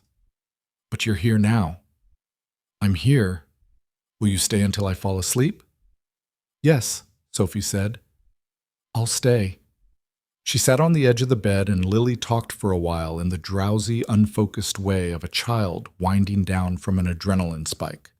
Fragments about the frog, about something that happened at school, about Gerald's emotional state, which was apparently complex. Sophie answered when answers were required and was quiet when quiet was what was needed. 15 minutes later, Lily was asleep. Sophie sat for a moment after, in the dim room with the sleeping child and the nightlight and the assembled stuffed animals, the particular silence of a child's bedroom late at night, which was its own complete thing. She went back to the kitchen. Ethan was still there. Tea made, both cups on the counter. He pushed one toward her without a word, and she took it, and they stood on opposite sides of the kitchen island with their tea and the quiet of the sleeping apartment around them. "She's out," Sophie said. "Thank you for coming," he said. She looked at her cup. "She told me she had a dream about the frog, the one from her project. She said it was stuck in the in-between stage, couldn't finish changing." He was quiet. "I've been stuck," Sophie said. She said it carefully. Not as confession, not as announcement, just as the thing that was true, offered because this particular space, this particular kitchen, this particular man had become somewhere she could say true things and have them held carefully. "I've been trying to figure out which direction to finish changing in." "And?" His voice was very quiet. She looked up at him, at the face she'd been learning for 4 months across conference tables and steering committees and 2 late evenings in the back of a car. The face of a person who was not simple and not perfect, and who had his own history that he carried carefully and who had looked at her, consistently, like she was worth looking at. "I think I've been scared," she said, "of doing this wrong again." "So have I," he said. She absorbed that, the admission, the directness of it, the fact that he said it plainly without performance. "Lucas came back," she said, "to London." "I know. I saw him a few times." "I know that too." She looked at him. "You didn't ask." "It wasn't my place to ask." His jaw was tight. She saw it, the contained quality of someone holding something carefully. "I said I wasn't going anywhere. That meant staying in place while you worked out what you needed to work out, not checking in on it." She set her cup down. The kitchen was quiet. The city was quiet outside the windows. Lily was asleep. "I don't have feelings for him," she said. "I wanted to find out if I did. I needed to know if there was anything left there that mattered. There isn't." She said it without drama. Just the flat, certain voice of someone who had done the work and arrived at the answer. "It's not him. It hasn't been him for a long time. I needed to be sure." He looked at her. Really looked at her. The way he did when he was processing something accurately rather than reactively. "And now you're sure," he said. "Yes." A pause. The particular pause of 2 people who have said the true things and are standing at the edge of what comes after the true things. "Sophie." His phone rang. The sound was jarring, sudden in the quiet kitchen, and they both flinched slightly. The specific shared flinch of 2 people who'd been in the middle of something and had it interrupted. He pulled it out of his pocket, looked at the screen. His expression changed, not dramatically, but the way expressions change when the professional layer reinsets itself over everything else. "I have to take this," he said. "It's New York." "Take it," she said. He looked at her for a half-second longer, the kind of look that was making a note, filing something away for later. Then he picked up and turned toward the window, voice shifting into the measured cadence of a business call. She picked up her cup again, finished her tea, got her coat, her bag, wrote a note on the back of a receipt from her wallet, the only paper available, and left it on the kitchen counter. She fell asleep fine. Gerald was very reassuring. S. She left before he got off the call. Took the elevator down to the street where London sat in its late February cold, and walked to the tube. And on the way she felt, not resolved, not finished, but different from the suspended airless middle ground she'd been navigating for weeks. Something was coming to a conclusion. She could feel it the way you feel weather changing. Not the change itself yet, but the pressure shift that announces it. She was almost ready. She just needed one more thing to be honest about, and she was working her way toward it, and she suspected that when she got there, she wouldn't stop herself this time. The note was still on his kitchen counter when he got off the call. He'd been on with New York for 47 minutes, a restructuring issue with a subsidiary that had chosen 10:30 on a Thursday night to become urgent, as these things did, with the particular disregard for human timing that business crises specialized in. By the time he put the phone down, the apartment was fully quiet. Lily, long asleep. Mrs. Holloway, having left an hour earlier. He stood in the kitchen and read the note twice. She fell asleep fine. Gerald was very reassuring. S. The handwriting was quick and slightly slanted, the kind that happened when you wrote on whatever surface was available rather than a proper desk. He stood there with it between two fingers and felt the specific weight of what he'd almost said before the phone rang. What he'd been about to say.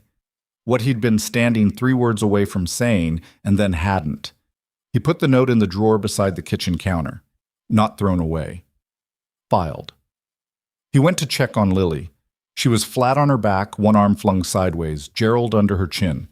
The nightmare was clearly done with. She looked the way children look when they're genuinely, completely asleep. The particular boneless, unconditional surrender to unconsciousness that adults lose somewhere along the way and spend the rest of their lives trying to get back. He stood in the doorway for a moment, then went to bed.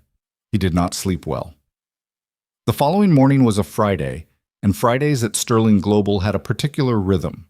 The weekly all-team brief at 9, which Ethan ran himself and which was deliberately shorter than every other meeting in the building's calendar, designed to end before people's attention ran out. He was good at these. 15 minutes, clear priorities, room for questions, done. The kind of meeting that people left feeling like the time had been worth it, which was rarer than it should have been in corporate environments.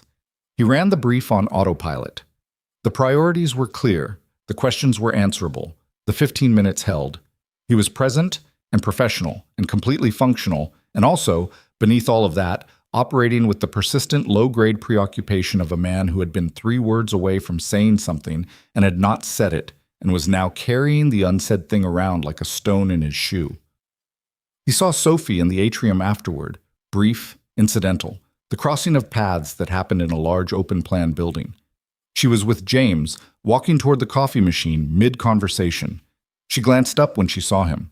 Something moved across her face.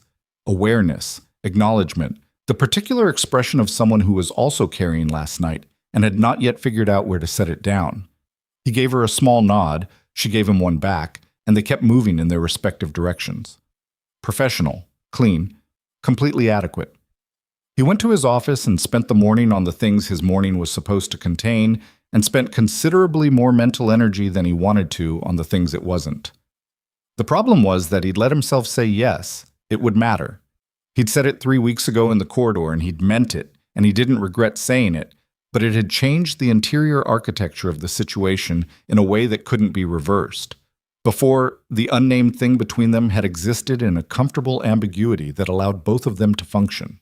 Now it had a shape. He'd given it a shape, with 4 words.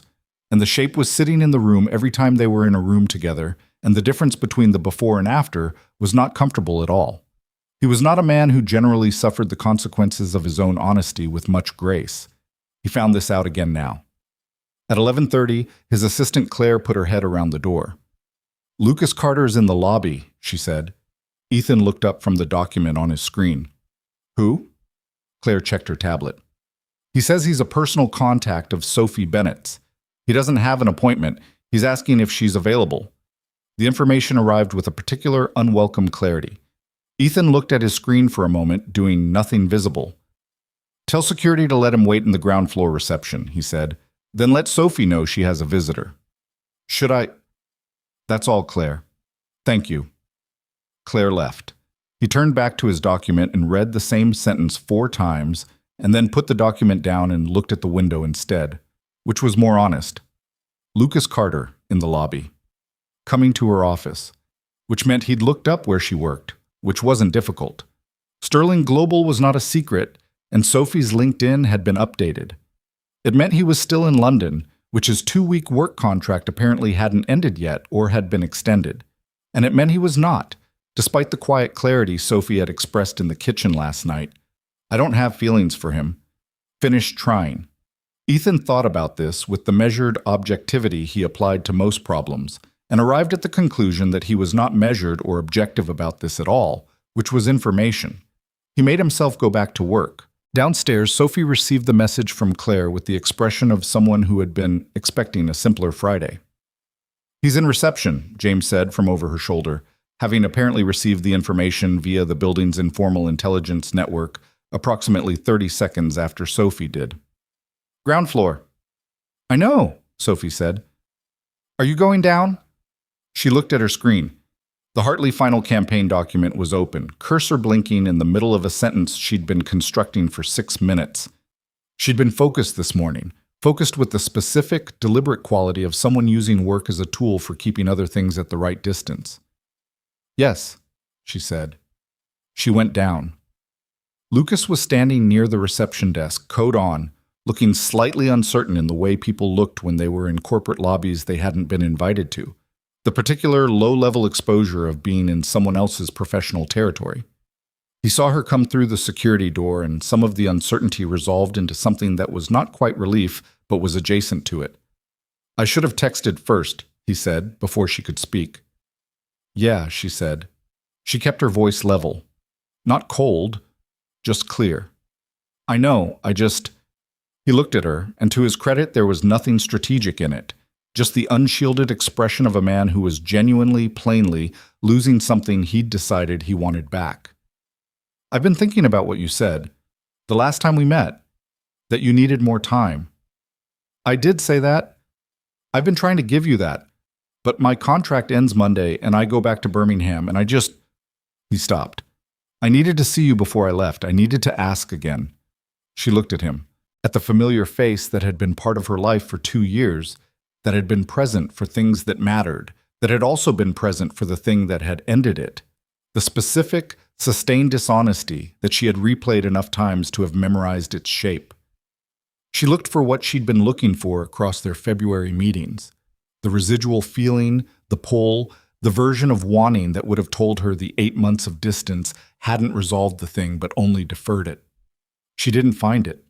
What she found instead was something that resembled closely and without sentimentality, the absence of something, not the charged absence of something recent and raw, the settled, completed absence of something genuinely finished, the difference between a wound and a scar. "Lucas," she said. She said it as gently as she could manage, which was genuinely gentle because she didn't want to hurt him and she didn't want to be cruel, and she also needed to be honest because she'd spent enough time in the past year being dishonest with herself and it had cost her considerably. "I've thought about it. I've genuinely, honestly thought about it, and I don't think what I need is what we had." He was very still.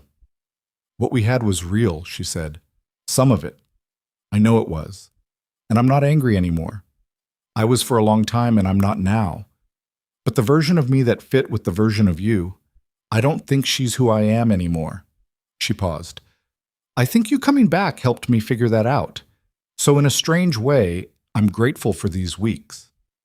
He looked at the floor. The lobby sound moved around them. The quiet professional hum of a large building, someone's heels on the marble, a phone ringing at the desk. When he looked back up, his expression had shifted from the uncertainty of before into something more honest and more painful. "Is there someone else?" he asked. She held his gaze. "I don't know yet," she said, "but that's not the reason. The reason is what I just said." He nodded. It was a slow nod, the kind that meant he'd heard her and was working through what he'd heard rather than just performing the acceptance of it. Okay, he said finally. Take care of yourself, she said, and meant it. You too. He looked at her once more, the long, careful look of someone committing something to memory. For what it's worth, you seem different, in a good way, better than the last time I saw you in Birmingham. I am, she said. Better. He left. She stood in the lobby for a moment after the door closed and did a quiet inventory. Her hands were steady, her breathing was even. She felt sad in the small, specific way that endings carried even when they were the correct ending. Not grief, just the particular weight of a chapter closing that had been open for a long time. She went back upstairs. She sat at her desk and finished the sentence that had been waiting for her in the Hartley document and worked through the rest of the morning with the focused, forward-facing clarity of someone who had put something down and had both hands free. She didn't go to Ethan's office. She thought about it. The pull was there, immediate and clear. But she sat with it and decided it was not the right moment, not the right way. She'd said what she needed to say last night in his kitchen, or close to it. The rest needed a different space and a different kind of deliberateness. Not a corridor, not a brief window between someone finishing a call. Something intentional. She owed them both that. The weekend passed the way weekends passed when you're waiting for something, too slowly and with too much quiet. She worked on Saturday morning, took a long walk along the river Saturday afternoon in the kind of gray-cold February weather that was somehow easier to be in than the indoor version of the same gray-cold, and spent Sunday doing the domestic accounting of her life. Groceries, laundry, a long overdue call to her mother in Birmingham that she'd been putting off because her mother had a particular frequency for detecting emotional turbulence in Sophie's voice, and then asking about it in ways that were both accurate and exhausting. Her mother, true to form, detected it in approximately 4 minutes. "You sound different," her mother said, from Birmingham, over the particular slightly delayed satellite quality of a long mobile call. "I'm fine," Sophie said. "Different isn't bad. I didn't say bad. I said different." A pause. "Is it the job?" "The job is good." "Is it a man?" Sophie looked at her laundry. "Mum." "I'll take that as a yes." Her mother had the particular unapologetic accuracy of a woman who had raised Sophie alone from the age of 9 and had developed the kind of perceptiveness that came from being the only adult in a household and needing to know everything. "Is he good?" Sophie thought about that, about the note she'd left on the counter, about the way he'd looked at her in the kitchen before the phone rang, about, yes, it would matter, said quietly in a corridor 4 months into knowing each other with the complete unperformative honesty that was the thing she'd identified earliest in him and trusted most. "Yeah," she said. "I think he is." Her mother made a small, satisfied sound. "Good. You deserve someone good. Don't make it a thing." "I'm not making it a thing. I'm stating a fact. You can state facts without it being a thing." Sophie finished the laundry call and sat on her bed and looked at the wall and thought about the fact that she was 30 years old and still needed her mother to say, "You deserve someone good," in order to register it as potentially true. She was working on it. Monday arrived, and with it the final week of February, which the London weather marked with a return to actual rain. Not the mild gray drizzle that had characterized the past few weeks, but the heavier, colder kind that came in off the Atlantic and moved through the city with a purpose. Sophie arrived at Sterling Global at 8:40, 5 minutes later than her first day, 8:45, which she took as evidence of growth, and went to her desk and opened her laptop and began the week. She did not see Ethan that morning. The executive floor was in a cycle of restructuring meetings that had been ongoing since the New York call on Thursday night, and the brief at 9 had been delegated to the senior management layer below him, which happened occasionally when his calendar reached a specific density. She got this information from Claire, who she'd started to develop a functional professional relationship with over the past few months. Not friendship exactly, but the particular mutual respect of 2 organized people who communicated efficiently. The information was delivered without commentary and received without it. She was fine. She was at her desk, doing her work, At the company, she'd built something real at over 4 months, and she was fine. She was also aware, with a precision that she'd stopped trying to argue with, that the building felt different when he wasn't in it. Larger and slightly less organized, in some qualities she couldn't name but was present. She was not pleased about this awareness. She noted it as data and continued working. The restructuring meetings apparently ran through lunch and into the afternoon. By 3 o'clock, she'd completed the Hartley final document, sent it to Diana, received Diana's single-sentence acknowledgement, solid work, which was Diana's equivalent of a standing ovation, and was working through the briefing materials for the next account in the pipeline. Her phone buzzed at 3:40. Not a call. A text from Ethan. The note is still on my counter. I should have said last Thursday what I'd been meaning to say for about 3 months. I'm sorry I didn't. Are you free Thursday evening? She read it twice, then a third time, because the third time was when it fully landed. She looked at it for about 20 seconds. The particular undefended directness of it. No preamble, no professional buffer.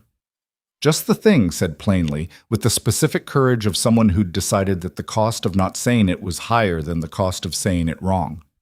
She typed back, Thursday is fine, and for what it's worth, I should have said it too. She put the phone face down on her desk and looked at her screen and smiled. The real kind. The unmanaged kind. James, from 2 desks over, looked up at the precise wrong moment, saw the expression, looked back at his screen immediately with the practiced diplomacy of someone who had learned when not to comment. Thursday felt very far away. It was objectively 3 days. They were long days. Not because anything was wrong. The work was good. The meetings ran normally. The Hartley account was progressing with the momentum that came from several months of solid foundational work. She and Ethan were professional in the ways they'd always been professional, which now carried a different subtext but the same surface, and the surface was sufficient for the building around them. But underneath it, the 3 days had the quality of held breath. Wednesday afternoon, Priya looked at her for a long moment and said, Something's resolved. Work-related, Sophie said. Priya's tone was the specific tone of someone who believed this approximately 40%. Good. You were making me anxious. I was making you anxious? You're very load-bearing in this department. When you're off balance, the whole floor feels slightly tilted. Priya said this with the directness she applied to everything, which Sophie had come to recognize as one of the specific things she valued about this person. I'm glad you're upright again. Sophie looked at her. That's either a compliment or a warning. Both, Priya said. As usual. Thursday arrived. It arrived with the rain it had been threatening all week. The proper kind, heavy and insistent, running in thick rivulets down the floor-to-ceiling windows of the 28th floor conference room where the Hartley final review was scheduled for 2 o'clock. Sophie presented the last section of the brand rollout with the confidence of someone who had spent 4 months building toward this specific moment, and when she finished, the account director said, I think we're done, in the tone that meant they were done and it was good, and the room filed out with the particular lightness of a team that had completed a thing properly. She was packing her laptop when Ethan said, from across the table, 7 o'clock. She looked up. I'll send Marcus for you, he said. Unless you'd rather... 7 is fine, she said. The address... I know the address. Something that might have been amusement moved across his face. She zipped up her laptop bag and left before she said something that belonged to the evening rather than the conference room. She went back to her desk and finished the afternoon, and at 5:30 she went home and changed. Not into anything dramatic, just clean clothes, the dark blue shirt she'd bought herself 2 weeks ago because she'd wanted it and it fit properly. And she was still adjusting to the idea of buying things she wanted because she wanted them rather than because they were necessary. She stood in the small bathroom of her rented flat and looked at her reflection for a moment. Her mother had said you deserve someone good. She looked at herself. The same face she'd been looking at for 30 years, the same features that had been through the same things she'd been through, and made herself believe it. Not perform the belief, actually do it. She took the tube to Chelsea. Marcus was waiting where he always waited. The discreet, precisely parked Mercedes at the curb, But she didn't need him because the tube let her out 3 minutes from the building, and the walk was fine even in the rain because she had the right coat now, the one she'd bought in January to replace the November disaster. The lobby, the elevator, the key fob she'd been given months ago for the steering committee meetings that ran late and had never quite felt like a professional tool since the first time she'd used it. The door opened before she knocked. He was in the hallway, still in his work shirt but jacket off, sleeves rolled to the elbow. The particular end-of-day version of him that she'd learned over the past months, the one that appeared after the last call and before the transition into the evening. He looked at her in the doorway with the rain still on her coat shoulders, and he said nothing for a moment, which was him doing the thing he did where he took a situation inaccurately before responding to it. "Hi," she said. "Hi," he said, and stepped back to let her in. The apartment was quiet in the way it was when Lily was elsewhere. She'd registered this before Ethan confirmed it. Mrs. Holloway took Lily for a sleepover at her sister's. She does that once a month. Lily loves it because there's a dog. What kind of dog? Some variety of spaniel. Lily calls it Biscuit, which is not its name. Mrs. Holloway's sister doesn't correct her. Sophie smiled, hanging up her coat. Of course she doesn't. The kitchen was the same kitchen it always was.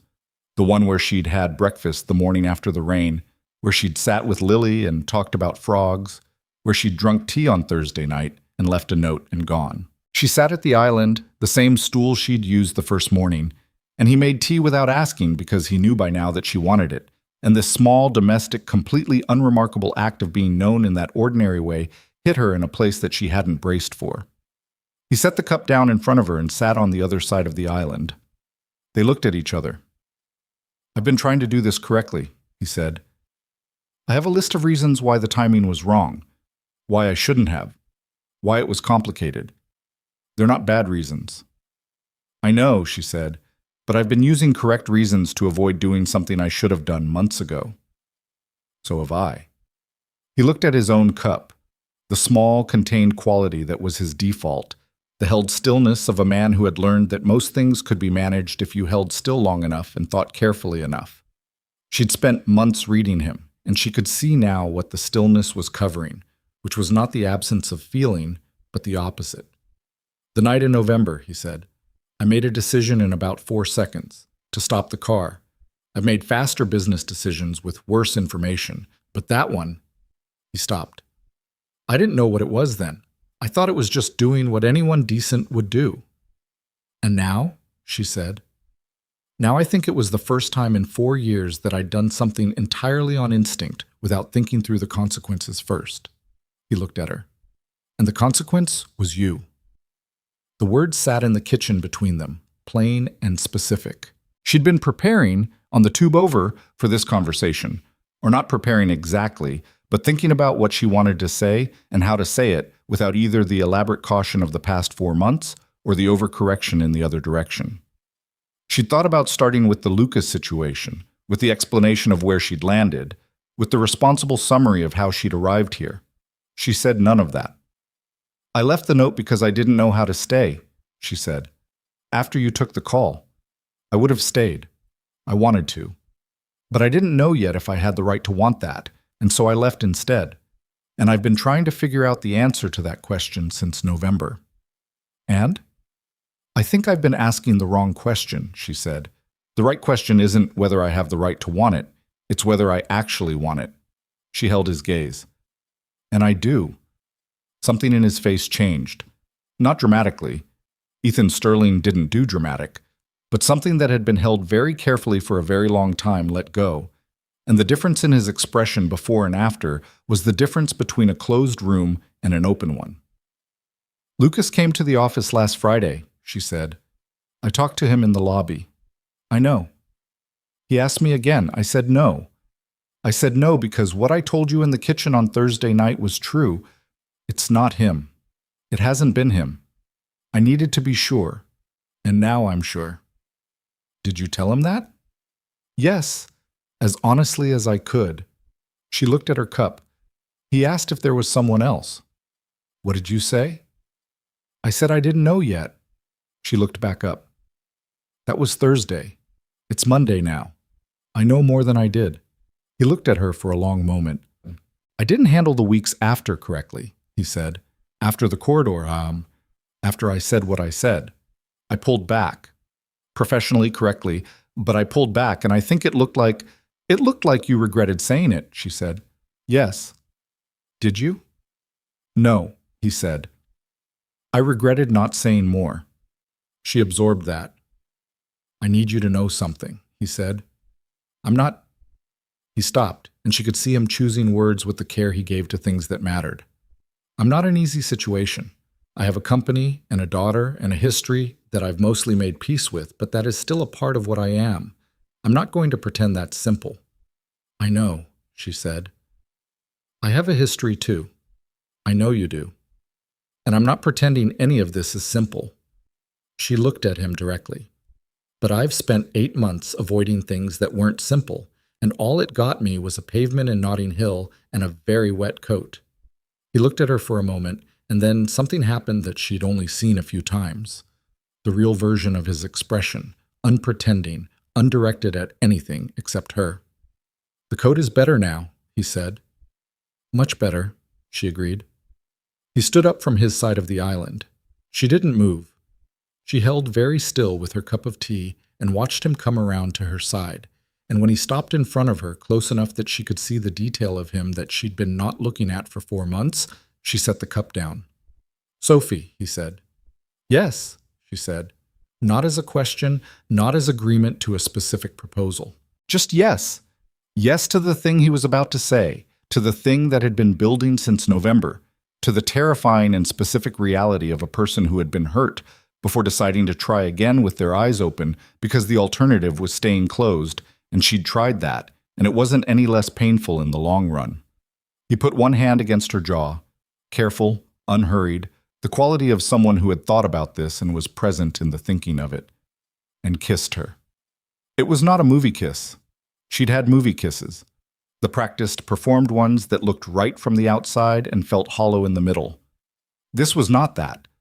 This was the specific, uncertain, real kind that came from 2 people who had spent 4 months being careful and were now not being careful, with all the attendant awkwardness and weight and strange, undefended warmth of a thing that was true rather than arranged. She kissed him back, put one hand against his chest, and felt him exhale slightly, the held-tight quality of him releasing by degrees, and something in her own chest that had been braced for a very long time went quiet. After a moment, or several moments, she didn't track it, he pulled back far enough to look at her. Okay, he said. He said it like it was the first clear word after a long sentence. Okay, she said back. They stood in his kitchen with the rain going on outside and the city doing what it always did, and neither of them said anything for a moment, which was the right choice. The silence had the quality of something settled rather than something waiting to be filled. Then she said, because it was true, and because she was practicing saying true things, I was afraid. I know, he said, of doing this wrong again. I know.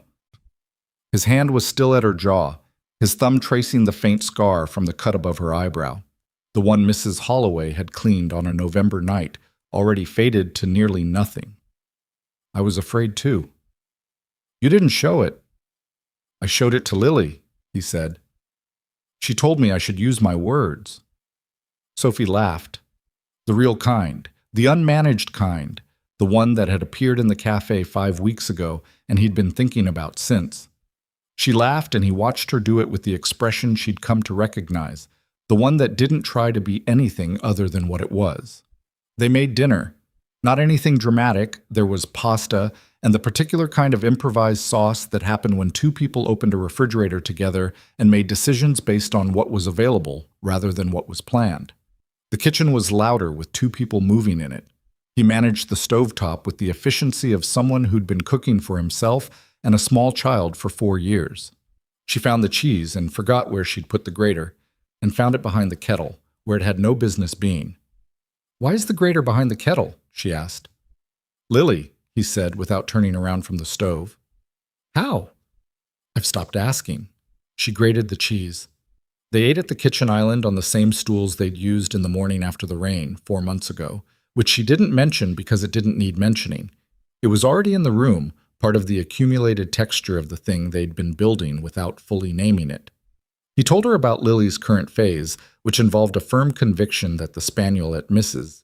Holloway's sister's house should be rehomed with them, a campaign being conducted through a combination of persistent verbal requests and strategic placement of dog-related drawings on Ethan's desk. "She's been putting them in the briefing documents," he said. Sophie stared at him. The Harrington Quarterly Report had a drawing of a spaniel on page 7.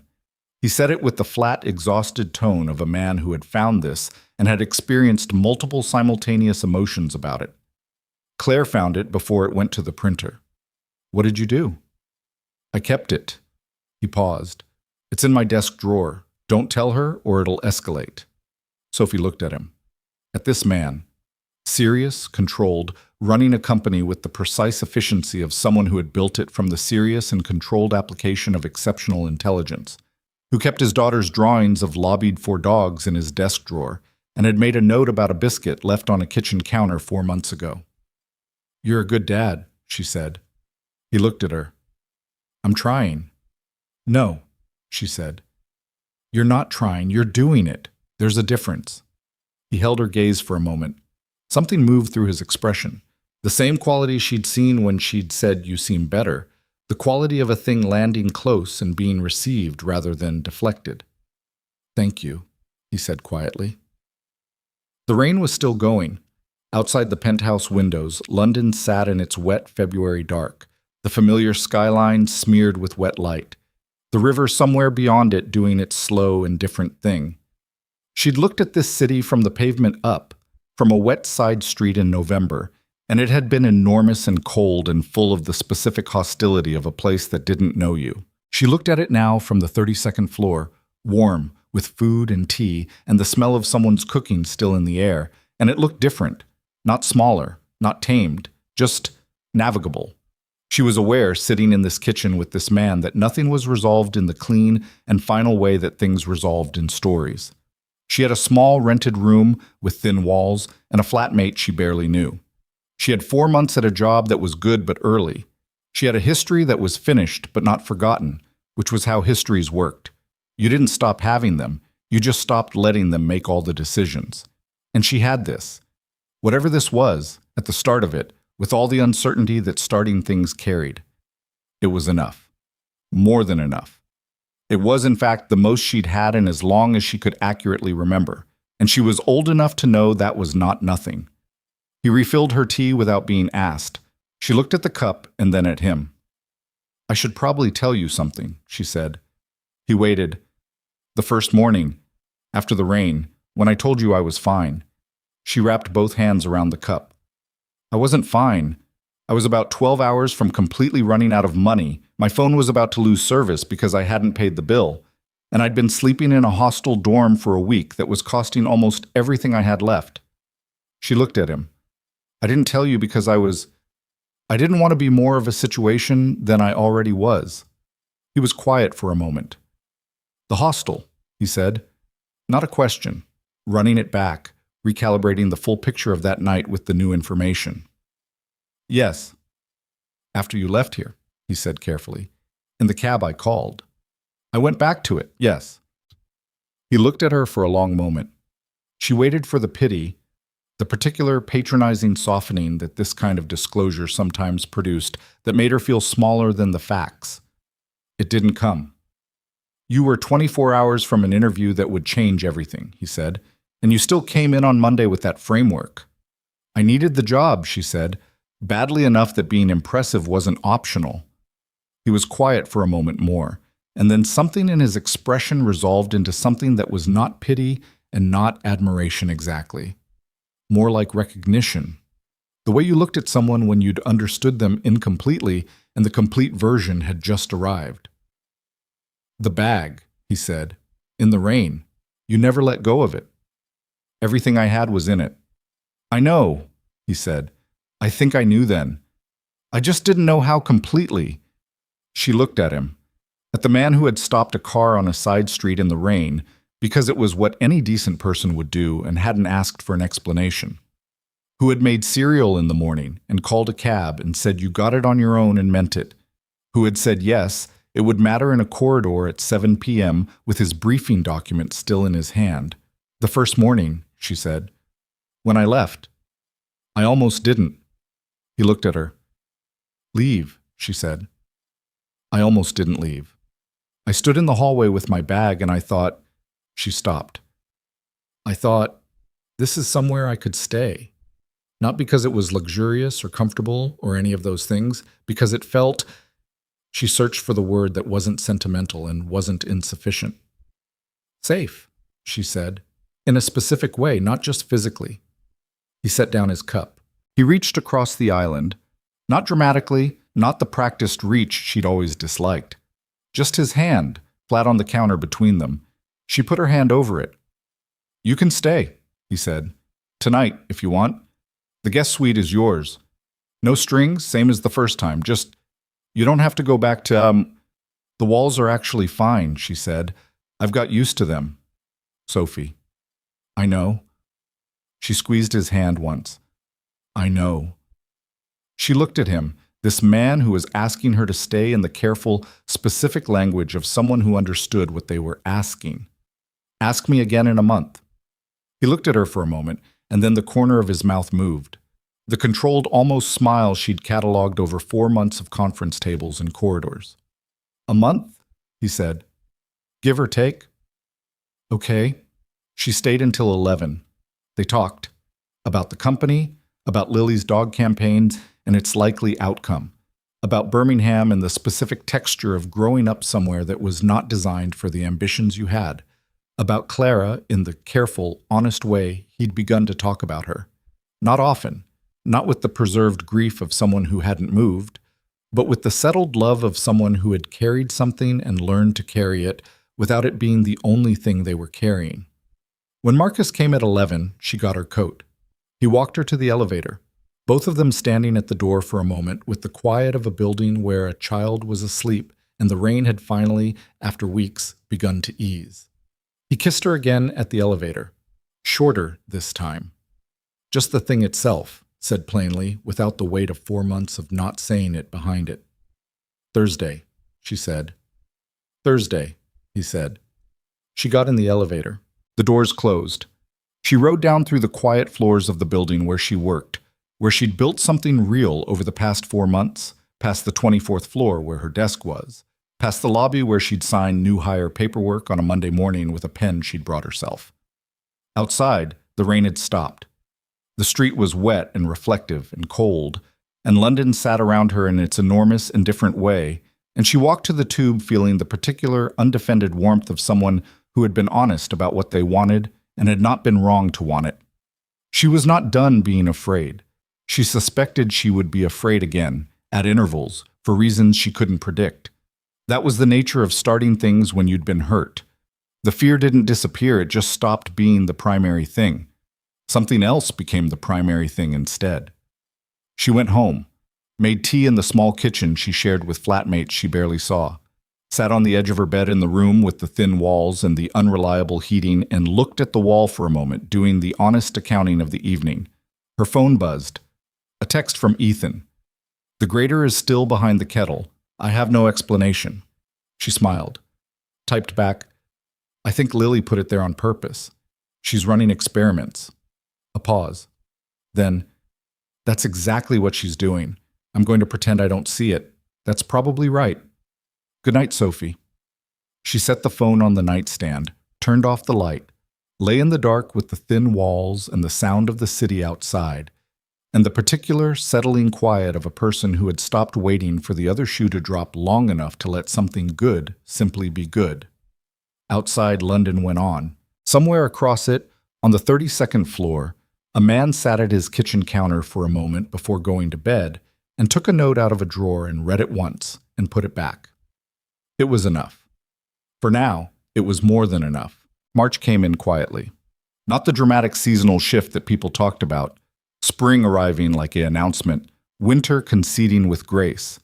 It was London, so what actually happened was that the rain got slightly warmer and the days got slightly longer, and there were occasional mornings where the light came through at an angle that suggested something different was possible, even if the temperature wasn't ready to commit to it yet. Small evidence. Enough. Sophie noticed it on the Tuesday of the first week of March, walking from the Tube to Sterling Global at 8:40 in the morning, the city doing its morning thing around her. The coffee shops opening, the delivery cyclists threading through traffic, the particular smell of a city waking up that was diesel and bakery and damp pavement in a combination that had, somewhere in the past 4 months, stopped feeling alien and started feeling familiar. She noticed the light, and she thought, okay, that's something. She was, by March, no longer new. That was the thing about belonging somewhere. It didn't arrive as an event. It accumulated. A month of knowing where the good coffee was and which elevator opened slowest. A month of being the person other people asked things, rather than the person asking. A month of walking into a building and having the security desk wave you through without checking the badge because they'd seen you enough times that the checking had become unnecessary. Small accumulations, the weight of them adding up to something you could stand on. She and Ethan had, in the month since the Thursday kitchen conversation, been building something with the careful, unhurried attention of two people who understood what careless building had cost them separately and were not interested in repeating the lesson. They had dinner twice a week, usually Thursdays, which had been their day since the steering committee without either of them deciding it, and Sundays, which were quieter and involved Lily and whatever elaborate project Lily had in progress, which in March was a sustained and impressively researched campaign to adopt the spaniel, now expanded to include a folder of printed articles about the emotional benefits of pet ownership for children, which Lily had asked Ethan's assistant Claire to print for her, and which Claire had done without comment. She went to Claire, Ethan said, on a Sunday, looking at the folder with the expression of a man confronting a superior strategic mind in a 5-year-old's body. She bypassed me entirely. She knew you'd intercept it, Sophie said, from the kitchen island, where she was cutting fruit with the particular ease of someone who had been in this kitchen enough times that it no longer required conscious navigation. Claire doesn't have a vested interest in the outcome. Claire printed 12 pages of research for a 5-year-old's dog campaign. Claire is a professional. Sophie set a piece of apple on the counter toward him. Also, Lily's argument is genuinely well structured. I read the folder. Ethan looked at her. You read the folder. It's thorough. She addresses the time commitment objection on page 4. He picked up the apple slice and ate it and looked at the folder and said nothing for a moment. Then, we're getting a dog, aren't we? Almost certainly, Sophie said. Okay, he said, with the specific resignation of someone who had already known the answer and was only now making peace with it. Okay. Lily, who had been in the living room with Gerald and had apparently been monitoring the kitchen conversation with the attention of someone who understood the value of strategic listening, appeared in the doorway at precisely this moment. Are we getting biscuit? She said. We're having a conversation, Ethan said. That's a yes, Lily said to Sophie. That's a maybe, Sophie said, with conditions. What conditions? To be determined, Sophie said, by your dad. Lily looked at her father with the complete weaponized focus of a child who had been preparing for this negotiation for 6 weeks and was ready for any counteroffer. Ethan looked at Sophie over Lily's head with the expression of a man who had just understood that the domestic balance of power in his household had shifted in a direction he hadn't fully anticipated and was not entirely displeased about. This was what they were building, not the dramatic version. Not the romance novel version where everything resolved into declarations and grand gestures and the music swelled. This was the actual version.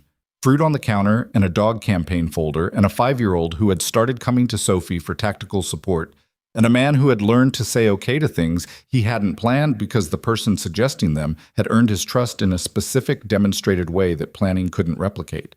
It was, Sophie thought, the best thing she'd ever been part of building. And she'd built some good things.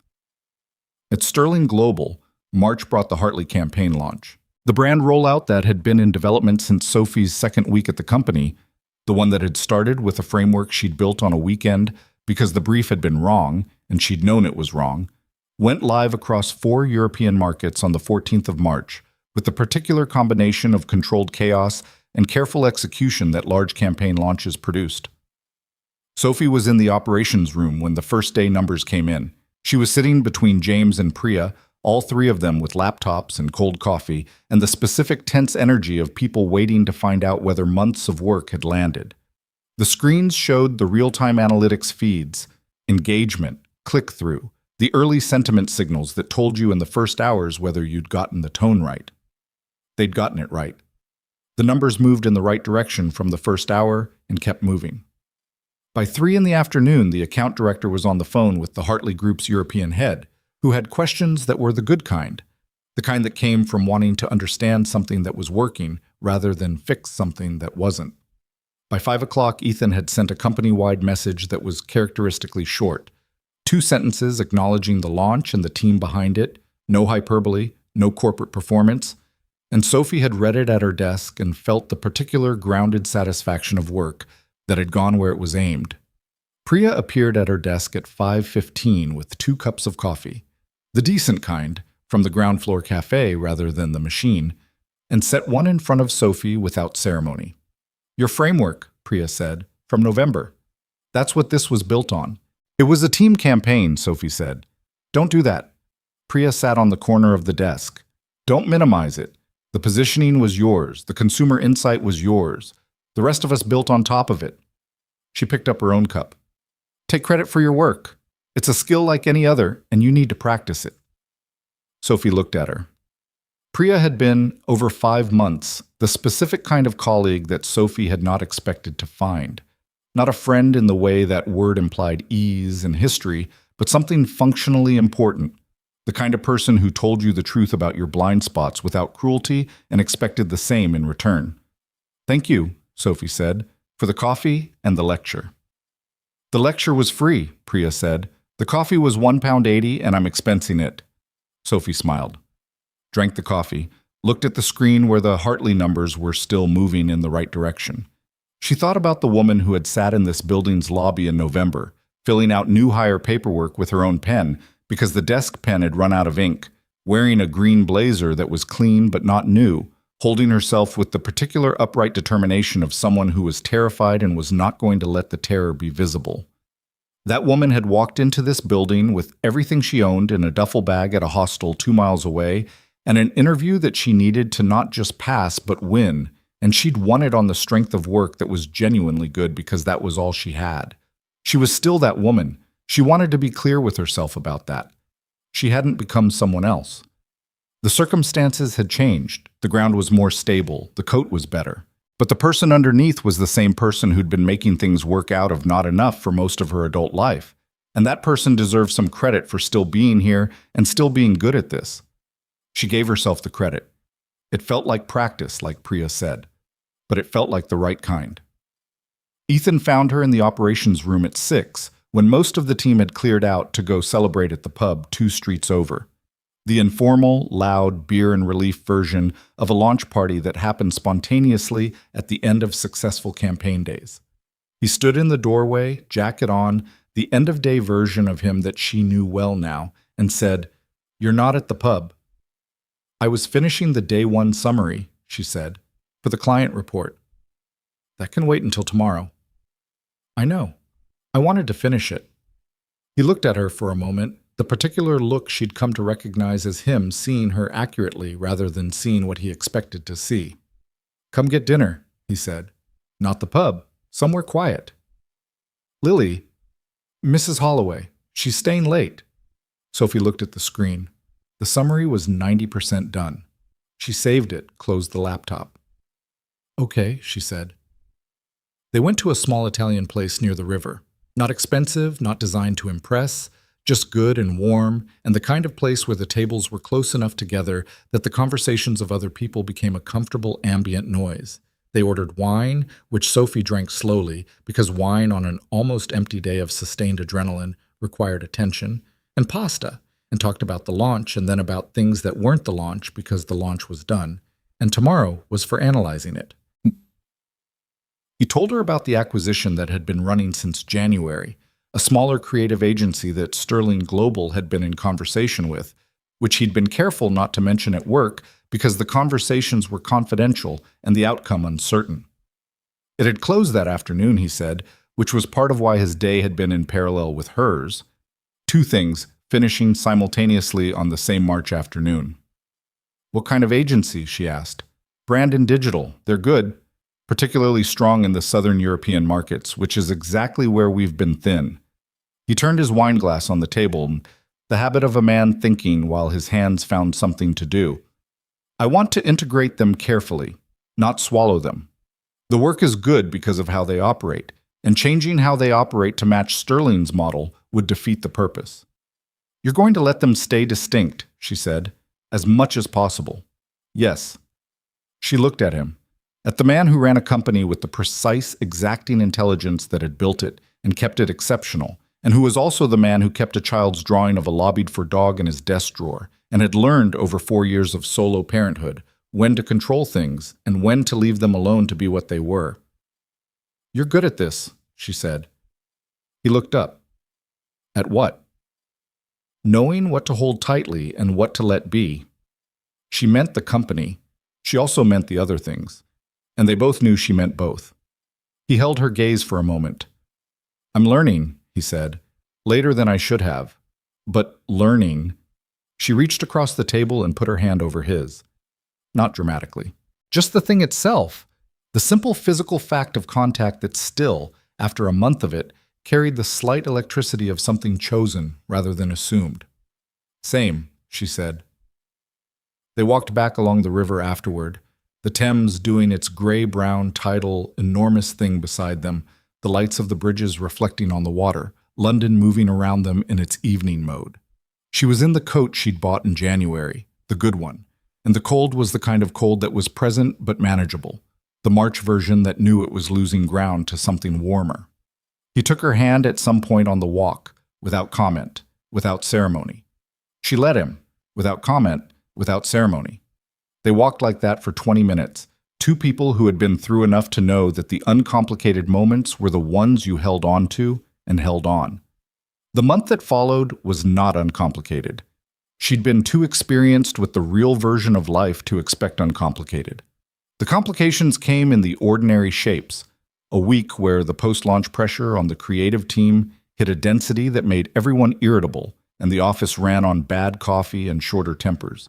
And Sophie made a call on a client communication that Diana disagreed with in a way that was pointed and needed to be worked through directly rather than around. They worked through it. Diana was difficult and correct about half of it, and Sophie was correct about the other half. And they reached something functional through the specific friction of two people who were both capable and neither of whom was going to concede something they believed in just to smooth the air. There was a week where Lily was sick. Nothing serious, the standard childhood respiratory thing that cycled through school classes in early spring. And Ethan was running on 4 hours of sleep per night between the early calls to the acquired agency in Barcelona and a daughter who woke at 2 a.m. needing water and the specific comfort of a parent being physically present. Sophie came over on the Wednesday of that week with soup she'd made in her small kitchen. The actual kind, the kind that took 2 hours and produced a mess she'd cleaned up before bringing it over. And Ethan had looked at it and then at her with the expression of a man who was too tired to hide anything. You made this, he said. It's just soup, she said. Sophie. Sit down, she said. You look terrible. I know, he said. He sat down. He ate the soup. He said, halfway through, I don't know what I did to deserve this week. Bad luck, she said.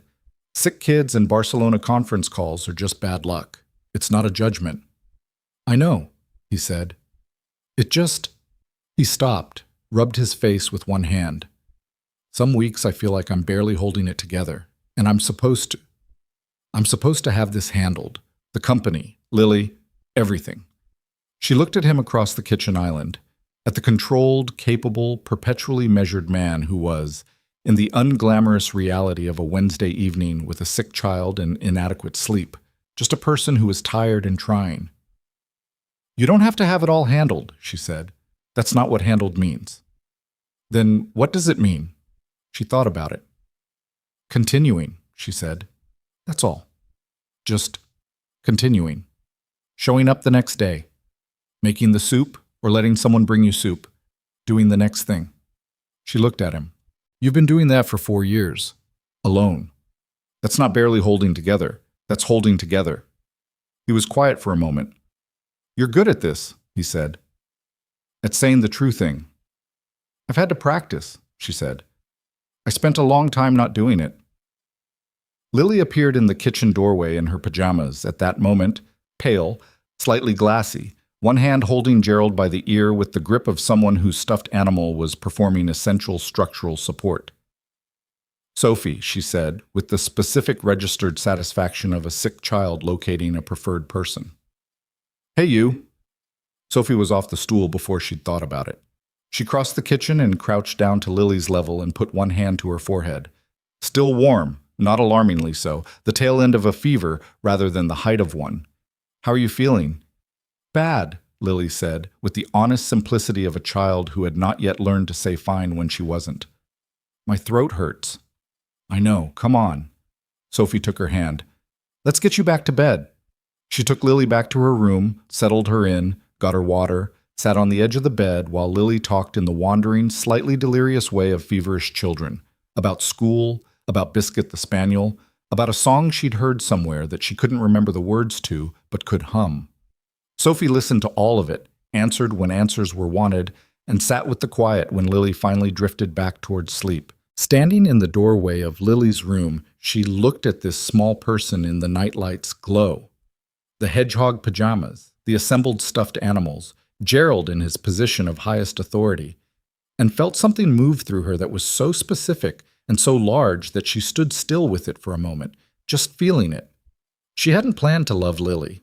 You never planned the specific ones. They arrived without asking permission, took up space in the exact shape they needed, and then it was done, and the space was theirs, and there was no version of the future you were building that they weren't in. She went back to the kitchen. Ethan was standing at the counter, second bowl of soup in hand, watching her come back with the expression that he'd mostly stopped managing when it was just the two of them. "She's asleep," Sophie said. "Thank you," he said. And then, "Sophie." She stopped. He set the bowl down. He looked at her with the careful, direct attention that was his specific version of being completely present. "I need to tell you something," he said. "And I'm going to say it plainly because I've spent enough of the past year not saying things plainly." She waited. "I'm in love with you," he said. "That's it. That's what I needed to say." The kitchen was quiet. The building was quiet. Lily was asleep down the hall. She looked at him for a moment. At this man who had stopped a car in the rain because it was the decent thing to do, who had made cereal in the morning and said, "You got it on your own," and meant it, who kept drawings in his desk drawer and had learned through 4 years of loss and single parenthood and the specific grinding work of continuing to continue. At this man who was not easy or simple and who had chosen her with the same deliberate, clear-eyed intention that he brought to every important thing. "I know," she said, not dismissively, with the particular warmth of someone who had seen it, had been watching it build, had been afraid of it, and then afraid to say she saw it, and then finally just honest about both. "That's all?" he said. "No." She crossed the kitchen, stood in front of him. "I'm in love with you too. I've been, for a while. I didn't say it because I was still convincing myself it was safe to." "Is it?" he said. "Safe?" She thought about that. The honest answer, which she was practicing. "No," she said. "Probably not, but I've decided I don't actually want safe. I want real." She looked at him. "This is real." He put both arms around her and she let him, let herself be held in the specific, unhurried way that felt different from every other version of this that she'd experienced before. Not the performed tenderness, not the version designed to produce a particular response, just the thing itself.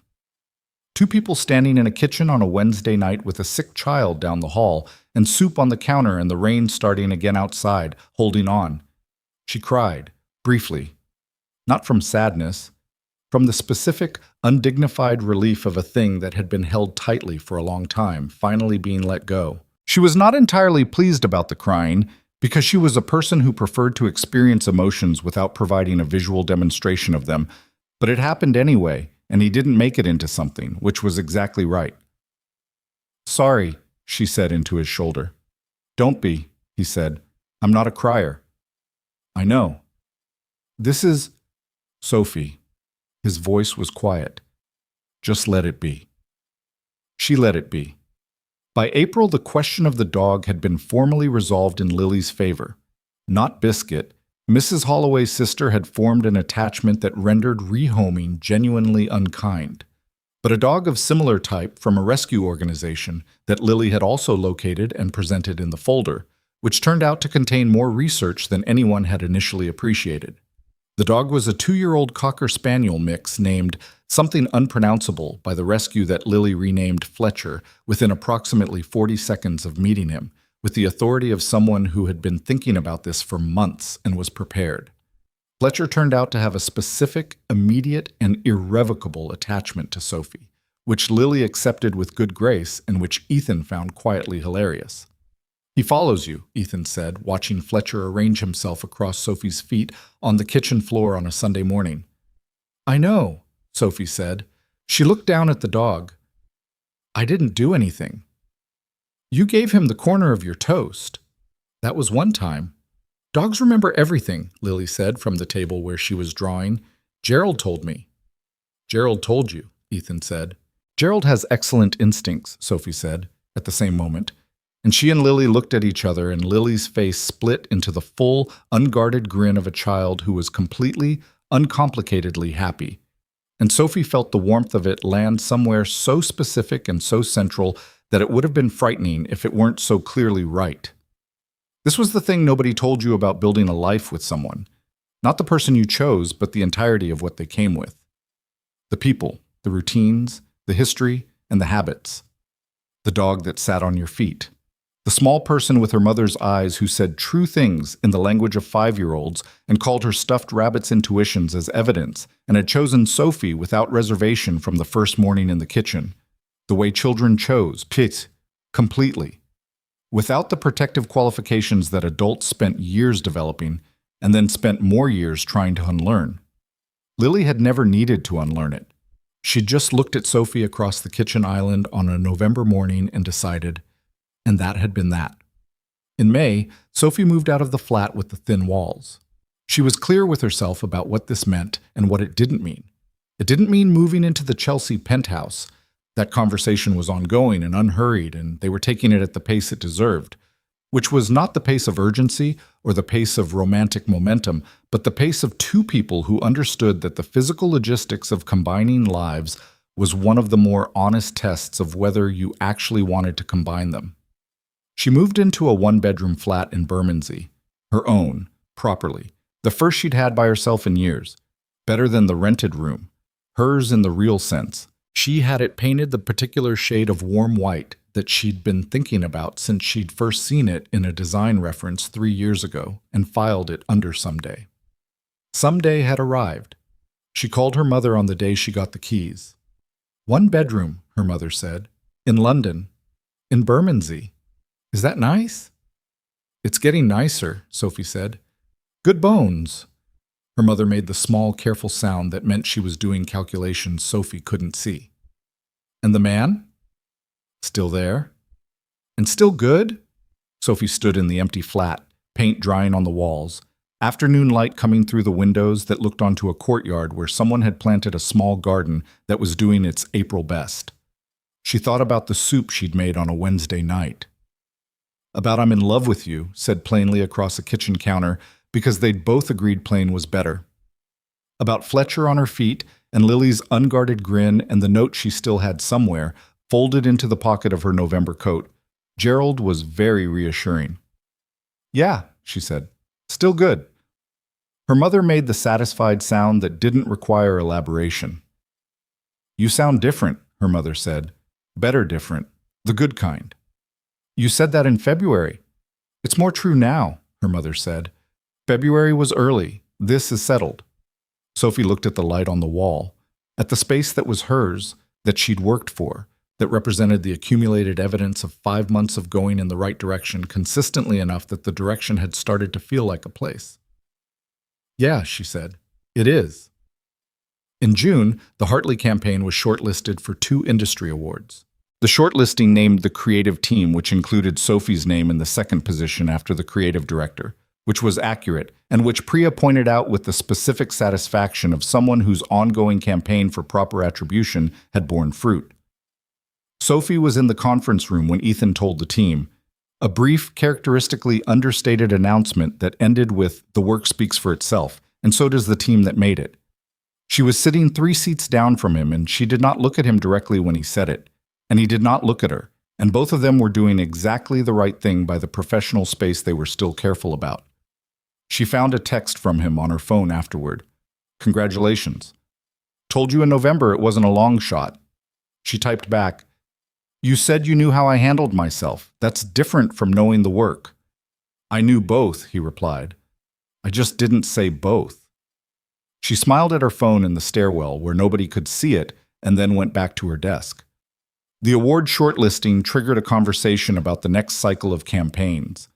Sterling Global's Q3 pipeline was substantial, and the Hartley success had produced the particular momentum that successful campaigns produced, where clients who'd been on the fence moved off it in the favorable direction.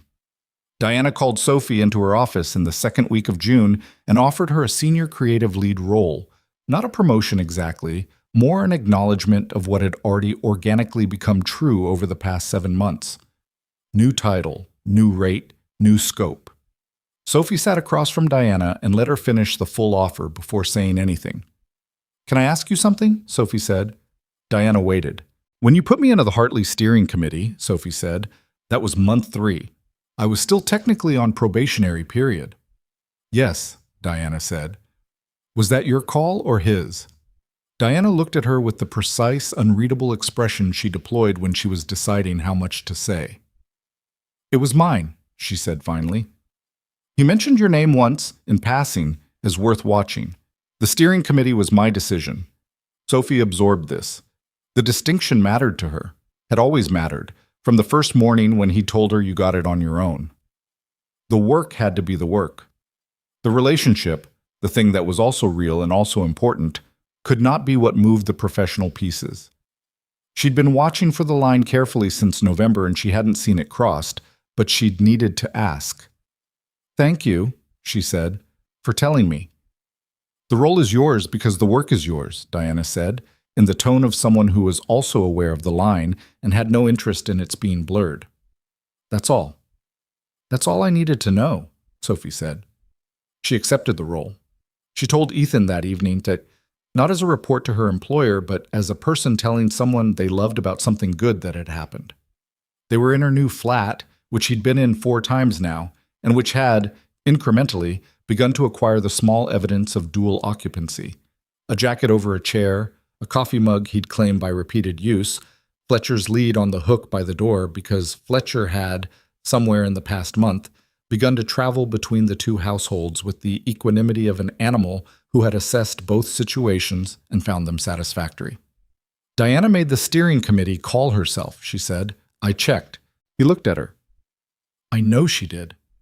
You didn't push it." "I said your name once in a general conversation about the team," he said. "Diana doesn't take suggestions from me about her department. She takes information." "I know," Sophie said. "I needed to ask." "I know you did." He said it without any edge. The thing she'd learned about him, the specific, important thing, was that he understood why she needed to verify things. He didn't take it as a reflection on him. He took it as accurate information about her history and what it had made necessary, and he gave her the space to verify because he understood that verification was how trust was built rather than assumed. "Senior creative lead," she said. "I know, Diana told me." He picked up his coffee. "Are you pleased?" She thought about it. The honest version. "Yes," she said. "I'm genuinely pleased because I know it's mine." "It was always going to be yours," he said.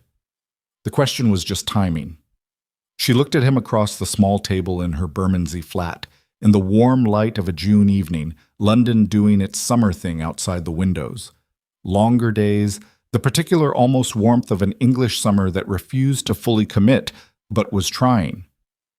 She looked at this man who had stopped a car on a side street 7 months ago and had said, with the complete simplicity of someone who meant exactly what they said, It's what any decent person would do. She'd met decent people before. She'd also met people who were skilled at appearing decent, which was a different and more expensive thing. The difference, she'd learned, was visible in the accumulation of small moments, in whether the consistency held not just in the big declarations, but in the Tuesday evenings and the sick child Wednesdays, and the honest answers to questions that could have been deflected. His had held. Hers had too, she thought. She'd done the work. She'd stayed honest when honesty was uncomfortable. She'd asked the question about the steering committee because the answer mattered more than appearing to already trust it. She'd moved into her own flat before moving into his life, because she needed to know she could stand on her own ground and choose his ground from a position of choice rather than need. She was not the woman on the pavement in the rain anymore. She was also, and this was the important part, not trying to be a version of herself that hadn't been there. The pavement was part of the story. The thin walls and the November coat and the bag she wouldn't let go of and the interview she needed to win. All of it was part of what she'd been building toward, even when it felt like being buried. You couldn't get to the thing you were building toward without going through what had to be gone through.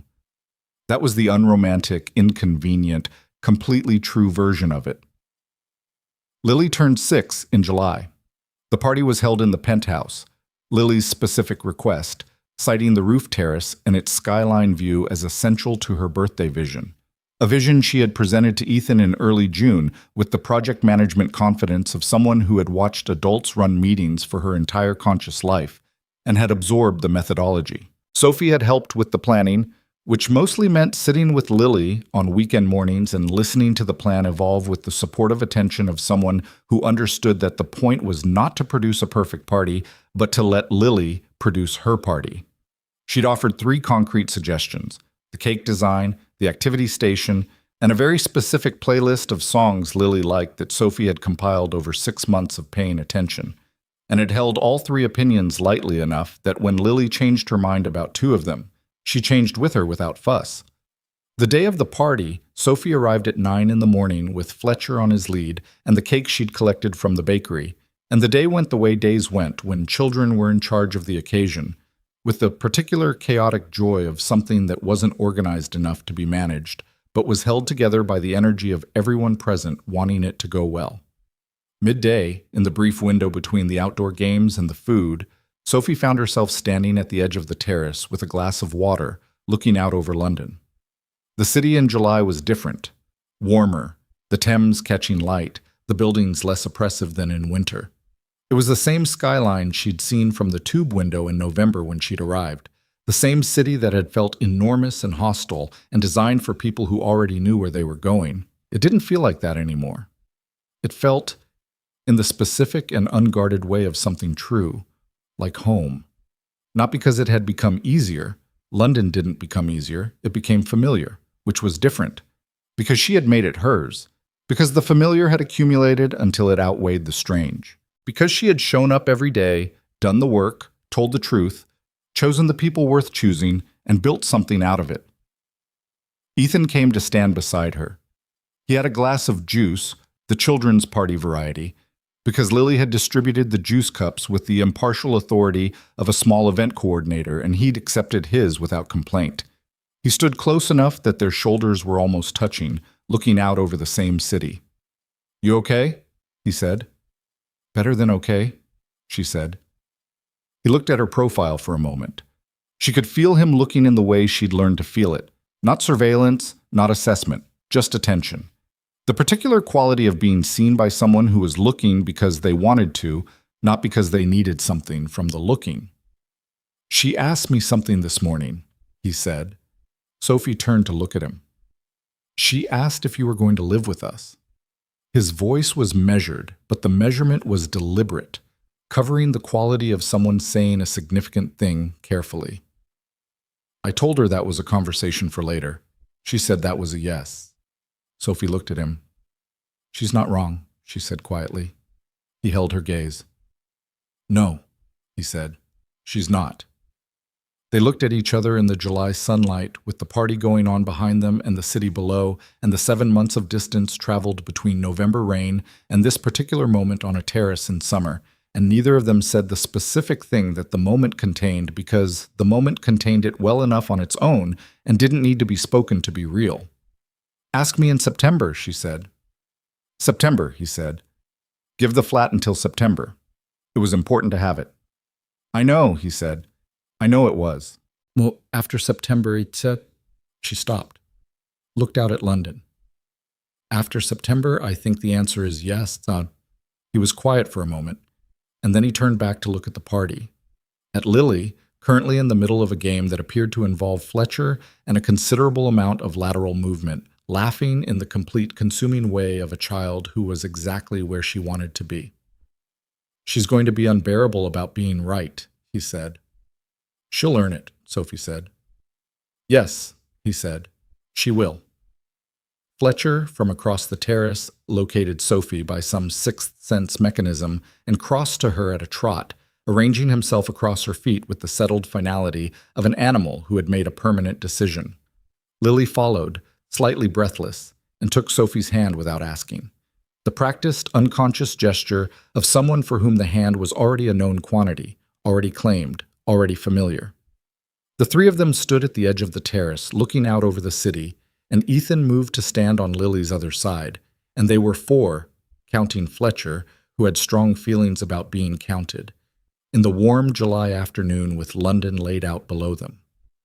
Sophie thought about the woman on the pavement in November, about the bag she hadn't let go of, about the morning after when she'd sat at this man's kitchen island and talked to his daughter about cereal, and felt, for just a moment before she'd let caution reassemble itself, something that she hadn't known how to name then. She knew how to name it now. It was the feeling of a place that fit, not perfectly. There was no perfectly.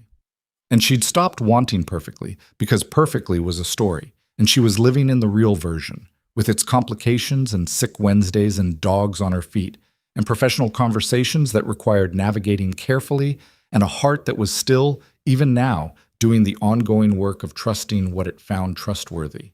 The real version was better than any other version she'd imagined, not because it was easier, because it was hers. Lily tugged her hand. "Sophie." "Yes. Do you think Fletcher knows it's my birthday?"